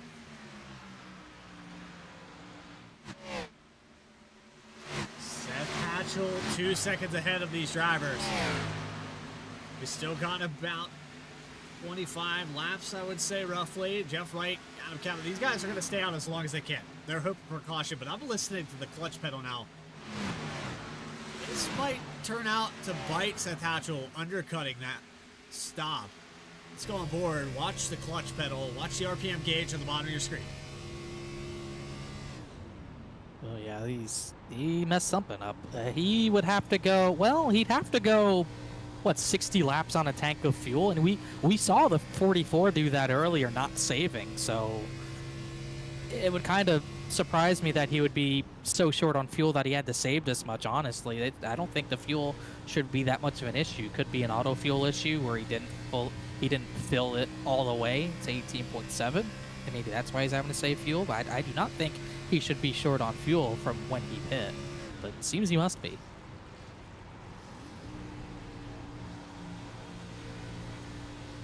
And you know how that auto fuel works. Sometimes it gets you. You have it unchecked. You come down pit road. It turns itself back on. Yeah, it's really the way they rolled that feature out. Not very fun. But you know, we all have to live with it. Got to remember to check it, uncheck it, all that stuff. As not too far away from the 3 stoppers coming down the pit. Jeff Wright's still leading that strategy. He could pit anytime in the next in the 5 to 15 lap range. I think 5 to 15 laps from now we'll probably see him pit. Oh, Adam Cabot. Well, never mind that, because Adam Cabot just brought it down the pit, and that's pretty early for the strategy, I would think. So that might make the 48 do something different.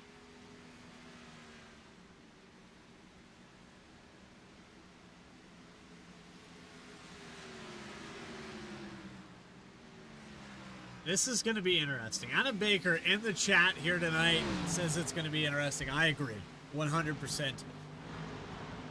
I still don't know confidently if Hatchell can make it to the end. He's on the clutch pedal.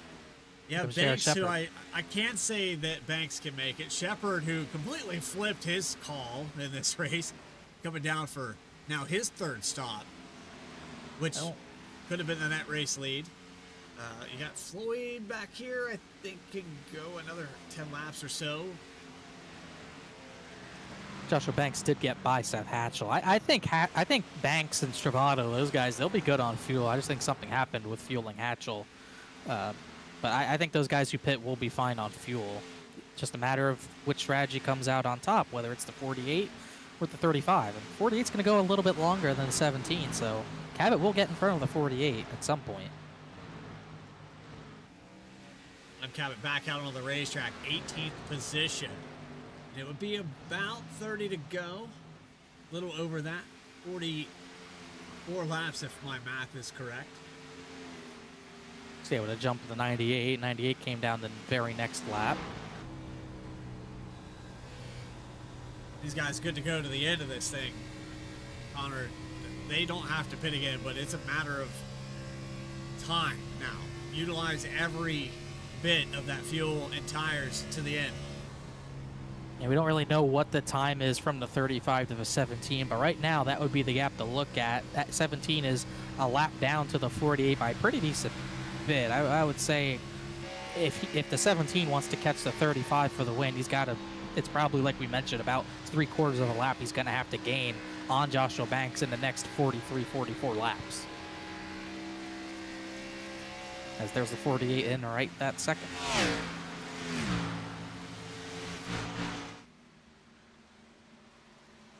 So here comes Jeff Wright now, pit road. Bailey Turner going to take over the lead. Gonna lose a little time having to lift like Derek Garrison out, but I don't know if that'll hurt him too much in the grand scheme of things. If anyone's gonna run this run long, it's Bailey Turner. Yeah, I don't know that he can stretch it to the end, but definitely could take it another 10 laps at the minimum. It's gonna be short. We've seen him catch yellows before, that's for sure. Yeah, paid off Auto a Club lot, this year. especially the season he got that championship. How many times did he look like a genius stand out? It happened to him twice at Auto Club, and one of them were this season. It worked out for him in that aspect. He has not been the fastest today for sure. I think he'll tell you that firsthand. And at this point, it is like, well, maybe I catch a yellow and steal a better finish than what I was gonna get, and just hope for the best, because he was so far in his own world. He doesn't really need to cover anyone. He's gonna just bring it down this time. That'll get the lead back to Joshua Banks. And now we'll really see what that gap is from the 24 to the 17. Right now, it's roughly, I don't know, about 25, 20 seconds, somewhere around there. Seth Hatchell got past there a moment ago. He's going to get past again. AJ Serrano to the inside. What 3 laps difference on tires can make. Serrano a full 10th faster last time, but Hatchell able to defend on the outside line for the podium. Currently, we can see that gap because Cabot's moved up to 10th. It's about 17 seconds, so in 40 laps, he's going to have to gain 17 seconds on that 35 if he wants to win this race.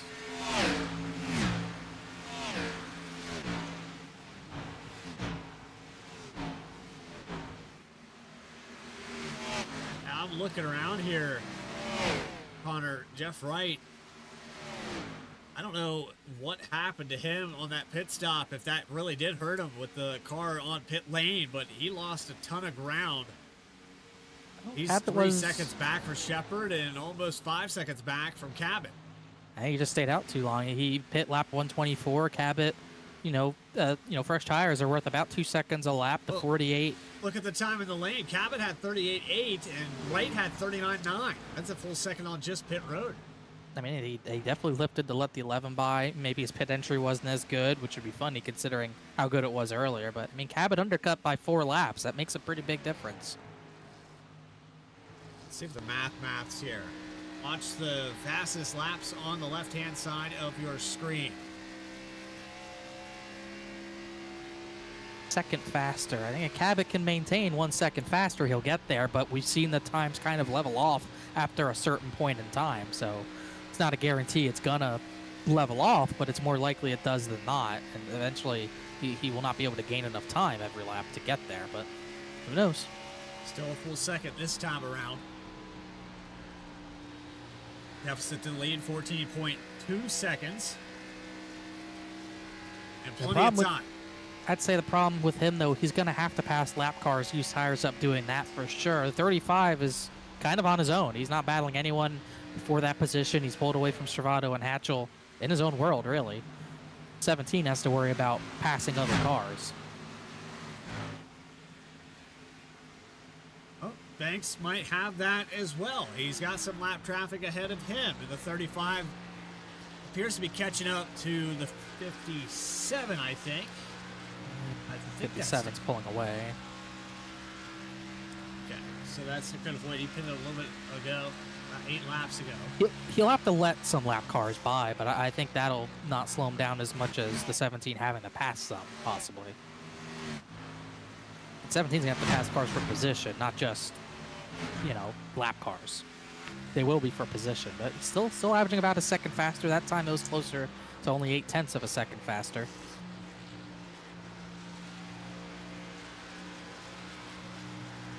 Well, the 35 doesn't. Why? He doesn't want anyone on his bumper out of the corner. But man, you're getting me loose. That's Derek Garrison that just went by to get his lap back in 17th position. Not a bad run for him. AJ Stravano in second spot, 2 seconds back. Hatchell has stayed with them. I think these tires have leveled off a lot. The 8 car trying that higher line, they got around Belke. Last time by Cabot was 0.9 of a second faster. The math is indeed still mathing. We'll just see if it continues to be that way. And it's also a matter of those guys on the extra stop are probably going to battle themselves at some point if the 48 can catch back up to Cabot. That's another question mark as well. Because Cabot is lapping 32.3s. Last time by Jeff Wright was a 31.9. So he's still definitely gaining on the 17. Tire fell off there, put him at half a second. Yeah, that's not going to do it. 48, on the other hand, he was over a second faster than Banks. But they're going to have to he's going to have to get by the 17 and the 98. But use the draft, get the 98 up there to the 17. That still doesn't solve the problem of 12 seconds to Banks, Stravano, and Hatchell. I'd hate to be the one to have to talk to J.R. Shepard if you got a top 3. Yeah. I mean, I did not understand it. Could have won the race. I mean, it's always easy to assess something like that up here in the booth. We see everything in real time. And sometimes you see the people around you and think, oh, those are the leaders I have to pit. Or he got around. I think he just got kind of spooked by them pitting and he hadn't passed him. It's the only thing I can think of. But, you know, if we finish top 3, one of us will get his opinion, preferably you. I don't know if I want that interview, but a lot of things still have to play out. If maybe there was something wrong on pit road. Maybe he took less fuel for that stop. Possible. On accident. Anything can happen. We'll have to wait and see. 2.7 second gap. Hatchell's still on Travato. It's funny. I think he's still saving fuel, but it's not hurting his pace. He's able to save. It's one of those tracks where the fall off is so big, you can save fuel and not really lose lap time. And right now, he didn't really clutch through 3 and 4. He's right on the bumper battling that 33 for that runner-up spot. Still looking at those times, 32.8. I mean, that is not going to do it for Cabot, but Jeff Wright's fall off still looks pretty good.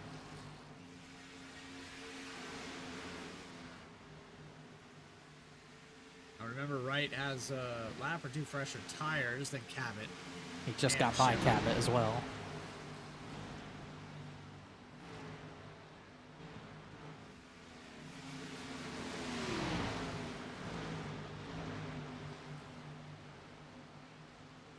Still doesn't mean much if he can't make up 10 seconds, and he's going to have to gain 0.8 a lap at the minimum. This time by. Yeah, 30 laps to go. At the line, he was 11 seconds back. So he still has a lot of time gain to have happen for him, for sure. Stephen Davis to the inside. That's Ryan Carwile in the 71 to the outside. Not for position. Carwile running in 9th spot. Davis on fresher tires in 23rd, 1 lap down. Going by on the inside of Cabot. Banks with a massive lead. Seth Hatchell lost some ground. They've got Belke still mixing it up here in the 89. Austin Belke. He's just car lap down. He's letting them battle right now. He'd love to get the lucky dog, but he's not in position for it anymore. But he is not catching Matt Shanoski. Shanoski's passed them all. You know, he's one of those drivers who've gotten through the field. He started dead last. He's into the top 20. Not bad for him. And I gotta give another pretty deserved shout out to Rob Hamp. He started 27th and he's running in the 11th position. Once again, there's another run for him where just so much improvement compared to where he was not only just like a season or 2 ago, but even about 2 months ago. He just was not running nearly this good at all. And all of a sudden, he's been having good top 10, top 15 runs. Very consistent here for Rob Hamp. Bailey Turner off the pace a little bit here. Christopher Hodges behind that. Hodges has recovered a lot of this race. Started up in 7th. Fell all the way back, I want to say, to the 16th, 17th position. Now back up to 13th. Another one of those drivers on less pit stop strategy, so he's going to try to hang on to what he can.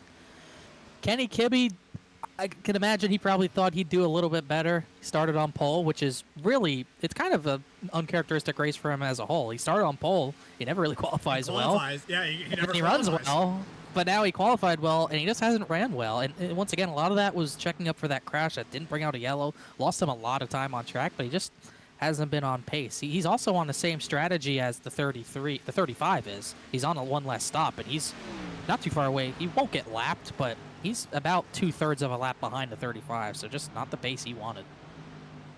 Deficit for the lead down to 8 seconds for Jeff Wright.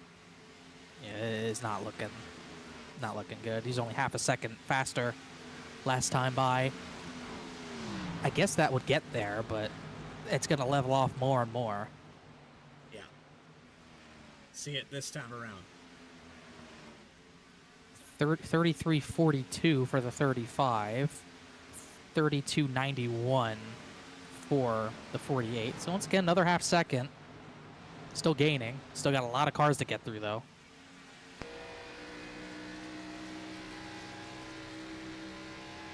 Gonna get by Philip Brewer, who was scraping the wall. Did not really like his strategy of going very long the first time, but might work out mostly okay for him. Looks like he has a chance at a top 10.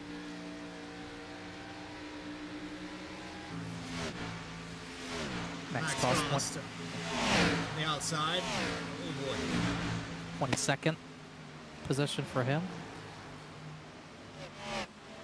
I'm still watching these lap times. That time, just under a half second for Jeff Wright, but also had to pass the 63 and the 44. So we'll get a better understanding of where those lap times are this time by, I feel like. If he gets some extra clean air, that would help him a lot. He has mostly clean air up to Chuck Sweeting, but he needs a lot more of it. So 35 is just on his own. That's what the 48 needs, but it's not going to be the case. 33.21 that time by. That was only about 2/10 maybe.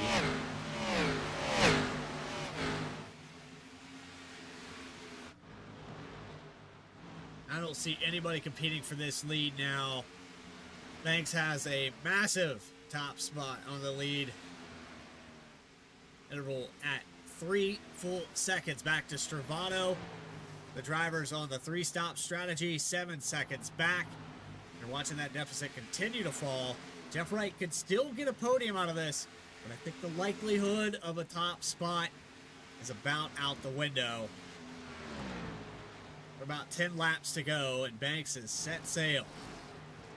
You know, when Jeff Wright decided to do the extra pit stop, he was running in about 7th position, and he's already a position ahead of that right now. So as far as that goes, this strategy is already going to improve his finishing position in that sense. It's definitely worked out, it's going to get him a few more positions compared to where he was running before pit stop started right now.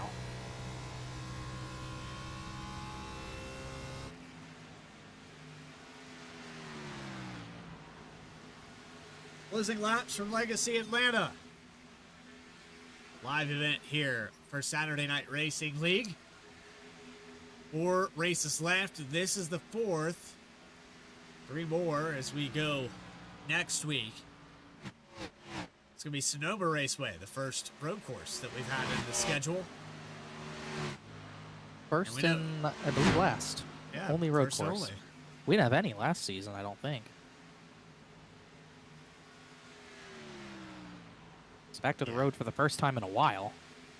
Can't confirm that. I want to feel like we went to a road course, but also there's a chance that we didn't. I don't know. I don't think we did. No fact check. But I think I remember that being a big point. No road courses on the schedule for Season 5. And I can confirm we did not go to a road course Season 5. No Jeff Wright at Sonoma. Last road course we went to, just trying to find it top of my head. Probably season Canadian Tire, and that was Travato getting the victory there. It's a great, it's not even a battle for position. I keep looking at Angelo Hronis and Eldon Stewart. They just keep going battling side by side. It's not for position, but they've been close to wrecking the past few times. Derek Garrison, talked about him already, but pretty good run for him. He hasn't ran, I believe, in a little while. Solid top 20. Behind him, different story. Hronis is back there in 18th. And not really the run I think he was thinking he was going to have today either. Roger Back-Lavick has caught up to Caleb Weekly. This is for 25th position. Weekly has struggled here today. Back-Lavick a lap down as well. Free pass position would go to Stephen Davis. If a caution does come out, he's passing AJ Stravato. Does he have the goods to get up there and catch Joshua Banks? Don't think so, but it is possible. Whoa. Had a little bit of almost contact, 33 and 60 there.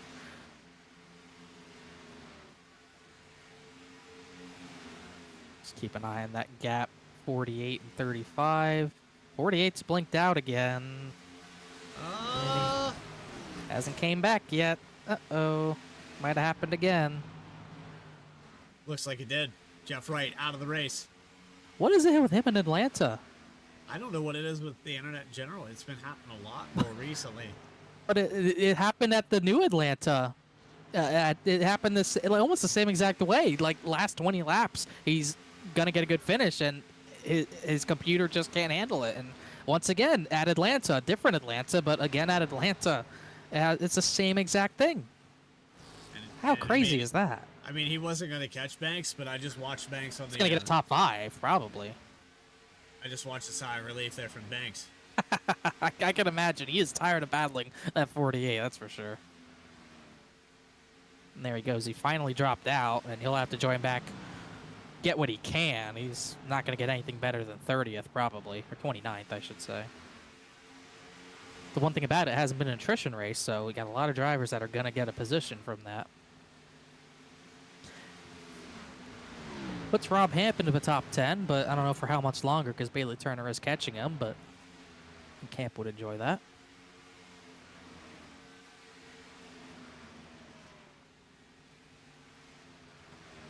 And the V-speed math that I had earlier, I mentioned 10 to go. It was 20 to go. We're coming up on 10 to go.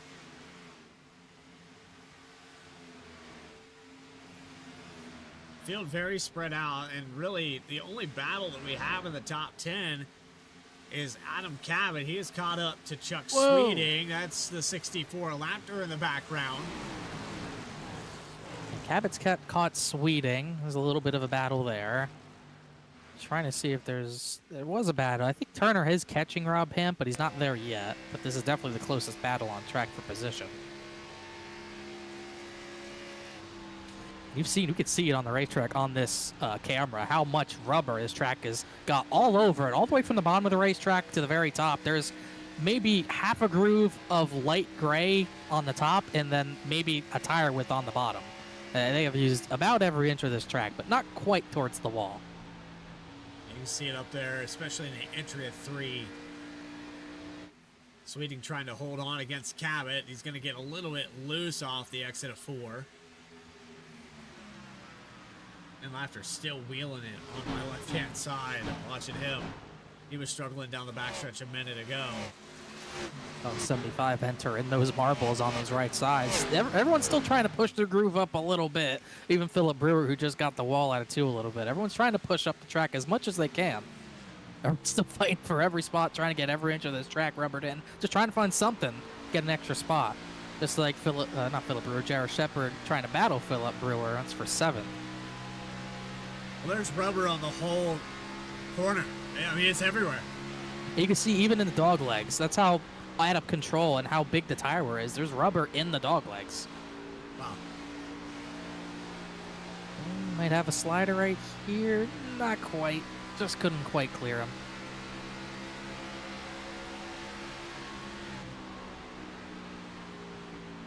He should have him right here. Those 44's tires are pretty old at this point. Cabot got by Sweeting for 5th. And he's got a while to go to get the Ray Massey. Not a while, about 1.6. So that's going to be a tall task.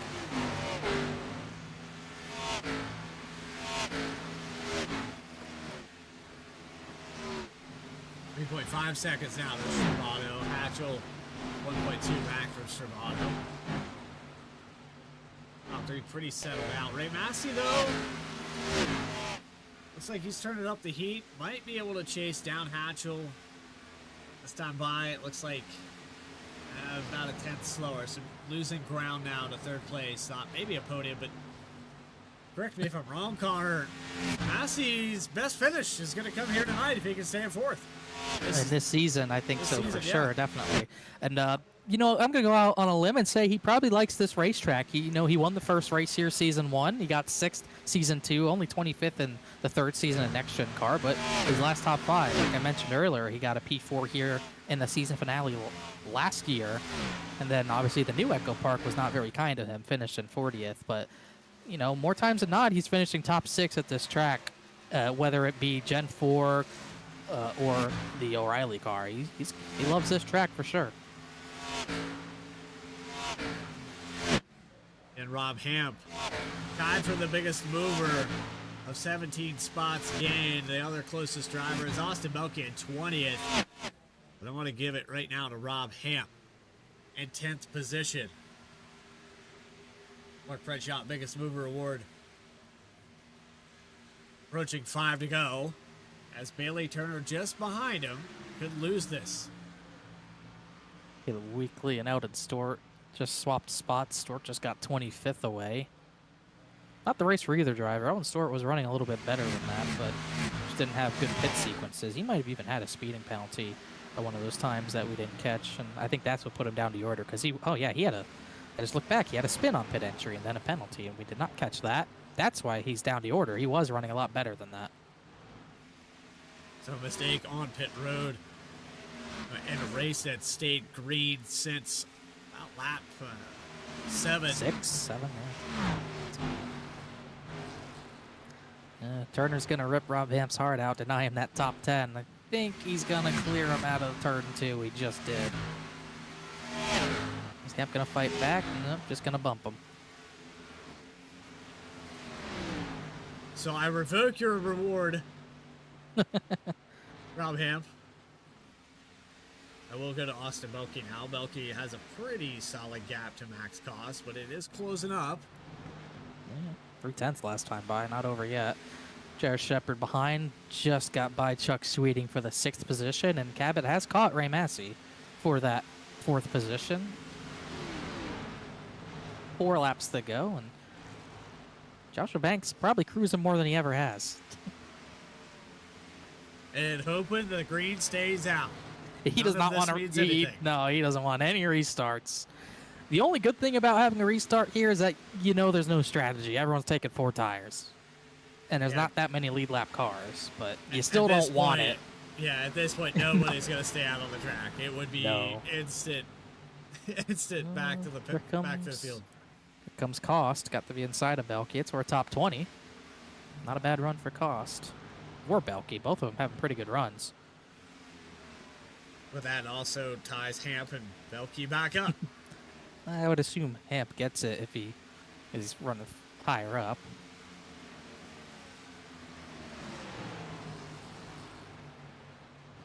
You have the 98 who's on the lead lap trying to split the difference, trying to look away. 3 wide, thought about it. Trying to see if he can get the Massey. I don't think even with that traffic he would have been able to. It's going to be one that got away for sure, and unfortunately it's been one of many for Shepard that have gotten away this season. Rockingham comes to mind for sure. Very fast at Martinsville last season, didn't get that win. And this, today, I mean, he was on what is going to be the correct strategy. The driver who stayed dedicated to it is about to get the white flag. He has 2 more corners to make this race official, and with a lead over 3.5, almost 4 seconds, Joshua Banks is going to look for another trip to victory lane. 1.5 miles to go at Legacy Atlanta, and Joshua Banks, in the 4th to last race of the regular season, puts the Matco Tools 35 with M&J Distributors at the top spot. 2-stop race, a race of strategy, not a race of attrition. To have this massive lead, it was a fantastic drive. Joshua Banks in the 35 across the quad oval. He is victorious at Atlanta. A little bit too much of a drift. Oh, goodness.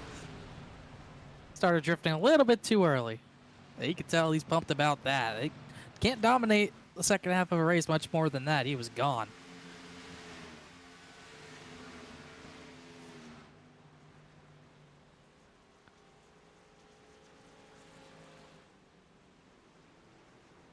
Cabot could not get around Hatchell. Little tandem bump there. Aronis and Shanosky kind of big good race of a line for 17th. Aronis got it. Eldon Stork got back Lavick for 24th. What a job. I mean, he was super fast. Gifted a little bit. Was not first on his strategy, but his pace was so good. I would not have been surprised if he could have gotten to the 98 and battled him and just passed him cleanly. He had a lot of pace tonight, no doubt.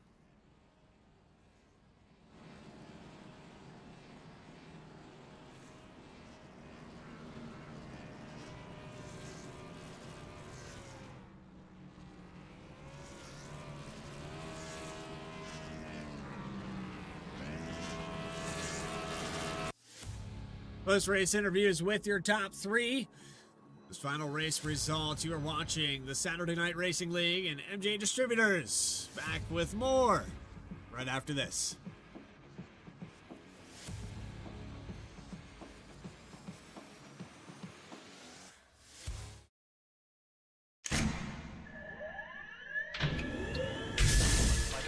Real quick, people stop the real quick cut.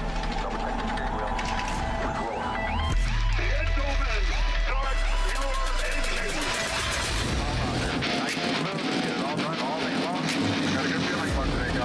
Donnie Kite's gonna get through it all. It scores Racing League Cup Series. What a finish! It's too little, too late from behind, and Sebastian Marin, your first repeat top split winner of the qualifying series. We knew it was just a matter of time. Hunter Sr. is victorious. Josh Adams taking the win at Iowa. GC Spider Motorsports takes home the 1, 2, 3 finish.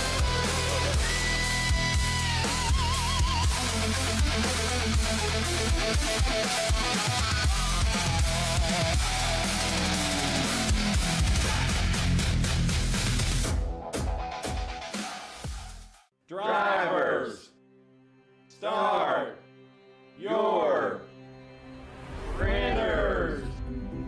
To keep pace with the ever-changing landscape of marketing and advertising, let Clark Print Shop help you spot the trends and keep you in front of the pack with all your color printing needs.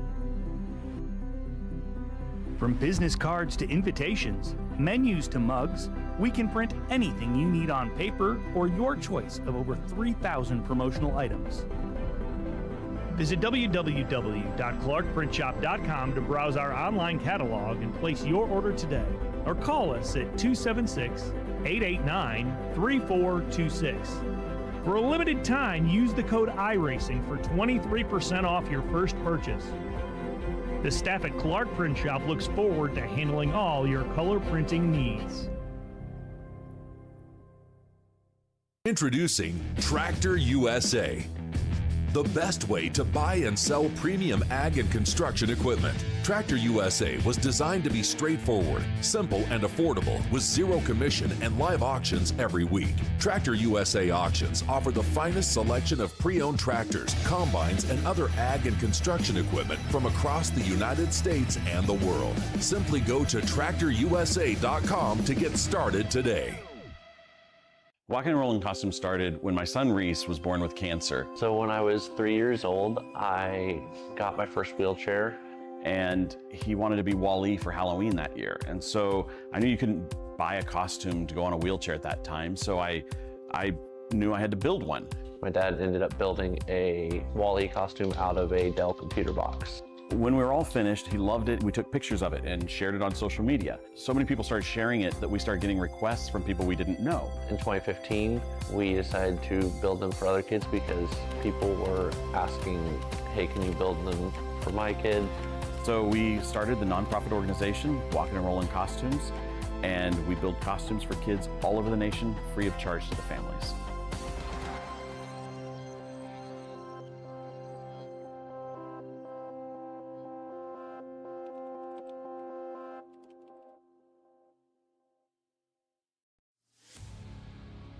Welcome back here to Atlanta Motor Speedway, where Saturday Night Racing League has concluded 167 laps at the legacy venue of this racetrack, and it was Joshua Banks who found his way to victory lane. Final results up on your screen, and the race recap at the top. 1 caution, 12 lead changes, a lot of strategies, but it was ultimately the 2-stop that became victorious. AJ Stravano and Seth Hatchell with podium finishes, and we'll get a word with the drivers in that top 3 in just a moment. Adam Cabot, the first of the drivers. Should have been Jeff Wright. No offense to Cabot, but I think Jeff Wright was going to best him on that. Those two had battled at the beginning of this race. And I have a correction here. It was Seth Hatchell who got the Clark Print Shop Biggest Mover Award. I completely missed your number there, but he gained 16 positions. Ends up tying the drivers I was mentioned there with Rob Hamp and Austin Belkey. But because he's the highest, he'll get it. Ray Massio, top 5. Solid day for the 23 team. J.R. Shepard, another one of those cars that just flipped the strategy. Surprised us up here in the booth, Connor. Really thought the 98 had the goods. He probably would have finished in the podium at the very least, but he's going to end up in the 6th spot. Chuck Sweeting, solid top 10. Philip Brewer recovers most of the day back to 8th position. Ryan Carwile and Bailey Turner for the top 10. 11th, Rob Hamp. He also gained 16 positions. He won't get the biggest mover by default, but still a great run for him. He's improved a lot lately in this series, so good run for him. Kenny Kibbe ends up 12th from pole. He probably won't be too happy with it, but 12th place, not terrible. Elliott Butler, 13th. Quiet day for him for sure. Derek Garrison, return of a series. Decent top 15. Drove all the way up there on the fresher tires. Dakota Floyd fell back today as well. He kind of got to the top 10, but could never really break through and ended up 15th. Chris Hodges 16th. Angelo Horonis 17th. Matt Shinosky almost got him at the line, but not quite. He ends up 18th. Stefan Davis ends up with a top 20, 19th for him. And Max Cost, another good top 20 for him as well. 21st spot's going to go to Austin Belke, another one of those big movers in this race. Ben Lapter, one lap down, going to finish in 22nd. Michael Jones, 23rd, with Eldon Stewart, who battled a lot there with, I believe it was Zach Lavick there earlier. 25th spot for the 7 car. Brian Chambliss in 17th to start this race, finishes 26th. Caleb Weekly, rough day, picks up 1 spot, but a lot of handling issues for the 13. Tim Shinosky had a speeding penalty, ends up in 28th position. Jeff Wright, connection issue, 29th spot. Bryce Shoemaker, 30th here to finish out the day with 7 more cars to talk about. Early exits for a lot of these guys. Casey Lakatos had damage. Keith Shoemaker out of the race. Reggie Ortega got tangled up with Casey Lakatos, destroyed car for the 2. And it was Justin Ritchie, John Sanu, Chad Klinger, and Anathian Ferrata who were caught up in the only caution we had here today in a very early exit, 163 laps down. With that, it's time to take you to Victory Lane, where Connor Horn has caught up with your race winner. It's Joshua Banks in the 35. And yeah, I can imagine around when the second round of pit stops happened. Yeah, I can imagine when the second round of pit stops happened with the 48 and 17 pitting, Banks was probably thinking, I'm on the right strategy. I can get a top 3 out of the day. And then all of a sudden, someone pits, the 35's in the catbird seat, and he just pulls away. But great run for you, Joshua. You led 68 laps, dominated the race, and got the victory at the end of the day. But I got to ask you, how shocked were you when you all of a sudden realized you were leading the race and 98 had peeled off? I figured it was going to be a race for the win there, but when JR peeled, I was like, we're still got a ways to go. I was more of no words, because it was like, what the world is he doing? But I mean, I was okay with it, because for once I didn't have to fight for clean air. I was able to beat the guy in clean air and pull away, and that was so much fun. Such a rewarding race, finally, for once, to be up front, not have to fight so hard for clean air, and just go out here and win this thing, man. This is almost unbelievable, to be honest with you. At a track that I still claim is not one of my best tracks, but somehow made it work. It blows my mind. You definitely made it work for sure. Even on the first run of the race before pit stop strategy happened, you were one of the fastest long run, but just weren't quite able to get to the 98 yet. And like you said, you might have a chance at the 98 if it all cycles out. He ends up pitting. It kind of put you obviously in the catbird seat.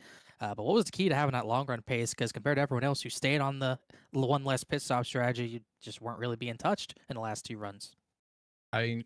Honestly, I did a lot of off time practicing and seed time, and I went into this race this week going, okay, I'm going to sit down, I'm going to practice this track, I'm going to do some races, just run laps and see what I'm doing that is causing me to wear out the tire faster than everybody else.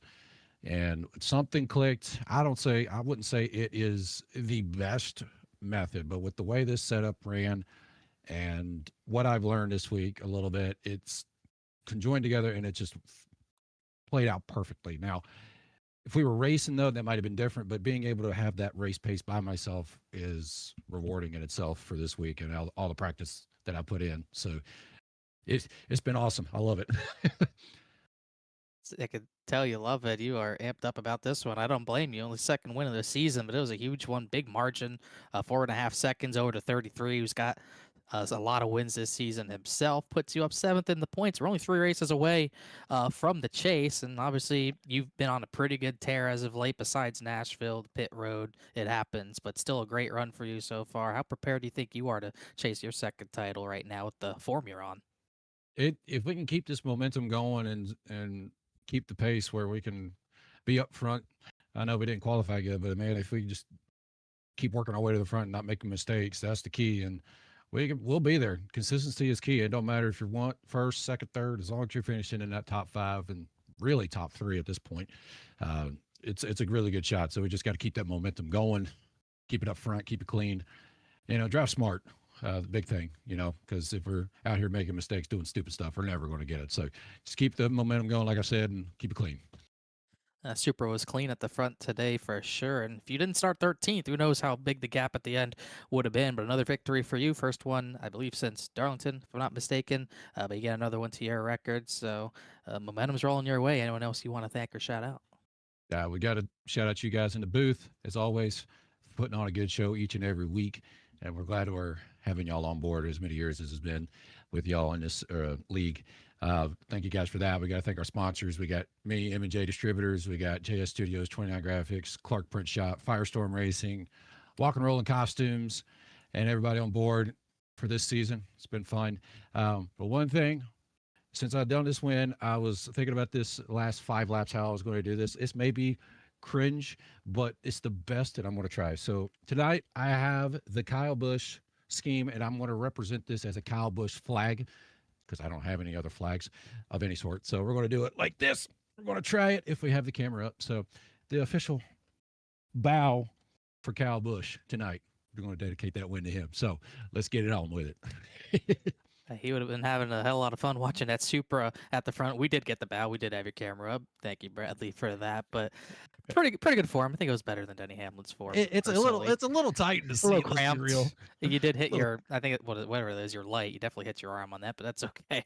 But either way, form was good and definitely a rowdy performance for you for sure. 4th all-time in starts, 3rd all-time in wins. You had another one, the 12th win in this series history. Josh, thanks for talking to us. A great run, and we will see you at the road for the first time in about 2 seasons in Sonoma. See you there. All right, buddy. Appreciate you, buddy. Yes, sir. It's pretty good form on the bow in a crap space, I would say. Yeah, I mean, you got the sim rig, the wheel. I'm sure he dismounted that, but at the same time, is not a lot of room still to move around in a sim rig, and that chair is already leaned back pretty far. Just even now, Connor, we talked about it a few weeks ago. It feels like it was just yesterday, and it's been 3 weeks now since this has happened. So that's wild. Yeah, it does. It didn't feel real until they were there Sunday at the Coke 600. His family showed up. They did a whole thing. That's when it really sunk in for at least me. I don't know if it still has for a lot of other people, friends, family of him, obviously fans, and even complete strangers who knew of him. It's still really hard to believe. But like I said, that was a rowdy performance by Joshua. Kyle Busch would have been proud of the beating he put on the field tonight because after the 98 peeled off was not even close. No one could touch him. Now it's time to catch up with the rest of your top 3. The next driver we have to talk to is AJ Stravato. And AJ, on that strategy, I know it comes up a little bit short, but I think ultimately it was the right call. A 2-stop race. You executed it to the best that you could. And I guess you just take a second place out of this. It doesn't feel like this race really had any events to really change the situation. No, not at all. Banks ran a hell of a race, and just goes to show how well his long run pace has been all year. Really, it's really shined here tonight. But I think the only real opportunity there was that first green flag cycle where I let Banks go because he had a lap or 2 fresher tires than me. Kind of wanted him to battle out JR, and JR had the advantage. I thought he was going to go. Honestly, him and Banks were going to go battle for the win, and he pit. So I'm kind of kicking myself a little bit for not battling Banks a little bit harder at that start, had I known that. But I'm not going to complain with the second place finish. A good day in points. I'll take that, especially after last week. Well, a good day here. You've had 3 really good days so far this season, and looking to gain on the points. Bailey Turner took over the top spot, had a little bit of an off day, so this should help you in that points battle. I believe you might take the points lead back. He did. There you go. Awesome. Good news.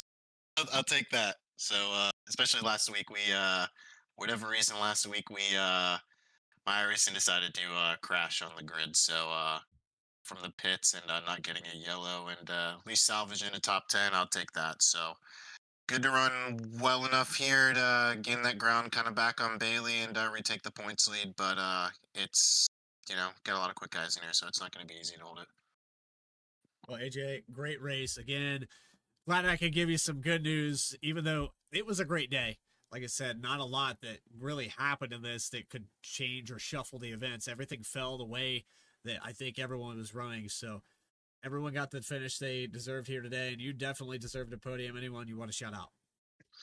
Yeah, Banks for a hell of a race and a hell of a strategy right there. I want to shout out JR. I know he's not my biggest fan racing around me, but we raced hard and respectful. I felt like that race, and guess all my teammates, Adam, Bailey, Angelo, all the guys in Discord, Nexus Esports, and Lucky Ducks Motorsports for giving me a nice game to run every week. AJ Estravato, second place here at Legacy Atlanta. See you in 7 days at Sonoma. Yes, sir. Jeff Wright Invitational. Jeff Wright Invitational. Hey, you know what? Internet's been not kind to that guy, so there's no guarantees. You know what? You're right. I take that back. You were 100% right on that. Yeah. And hopefully that connection can get sorted out for Jeff Wright. I just mentioned there that everybody got the finish they deserved, but that's not 100% correct. Jeff Wright definitely deserved a top 5 here today. He's going to end up deep in this field, but we have one more driver to talk to, and that's going to be Seth Hatchell in the number 8. If there was a guy that was going to play this strategy, I was guaranteeing that Seth Hatchell would do it. He even tried the undercut, had to clutch a little bit. What was going on there, Seth? Did the car under fuel? What exactly happened that had to put you on the clutch pedal for the beginning of this final stint? Yeah, I just didn't time the first pit stop. I should have gone a lap or two further. Ended up just having to save a little bit there at the end, but I knew the undercut was so strong.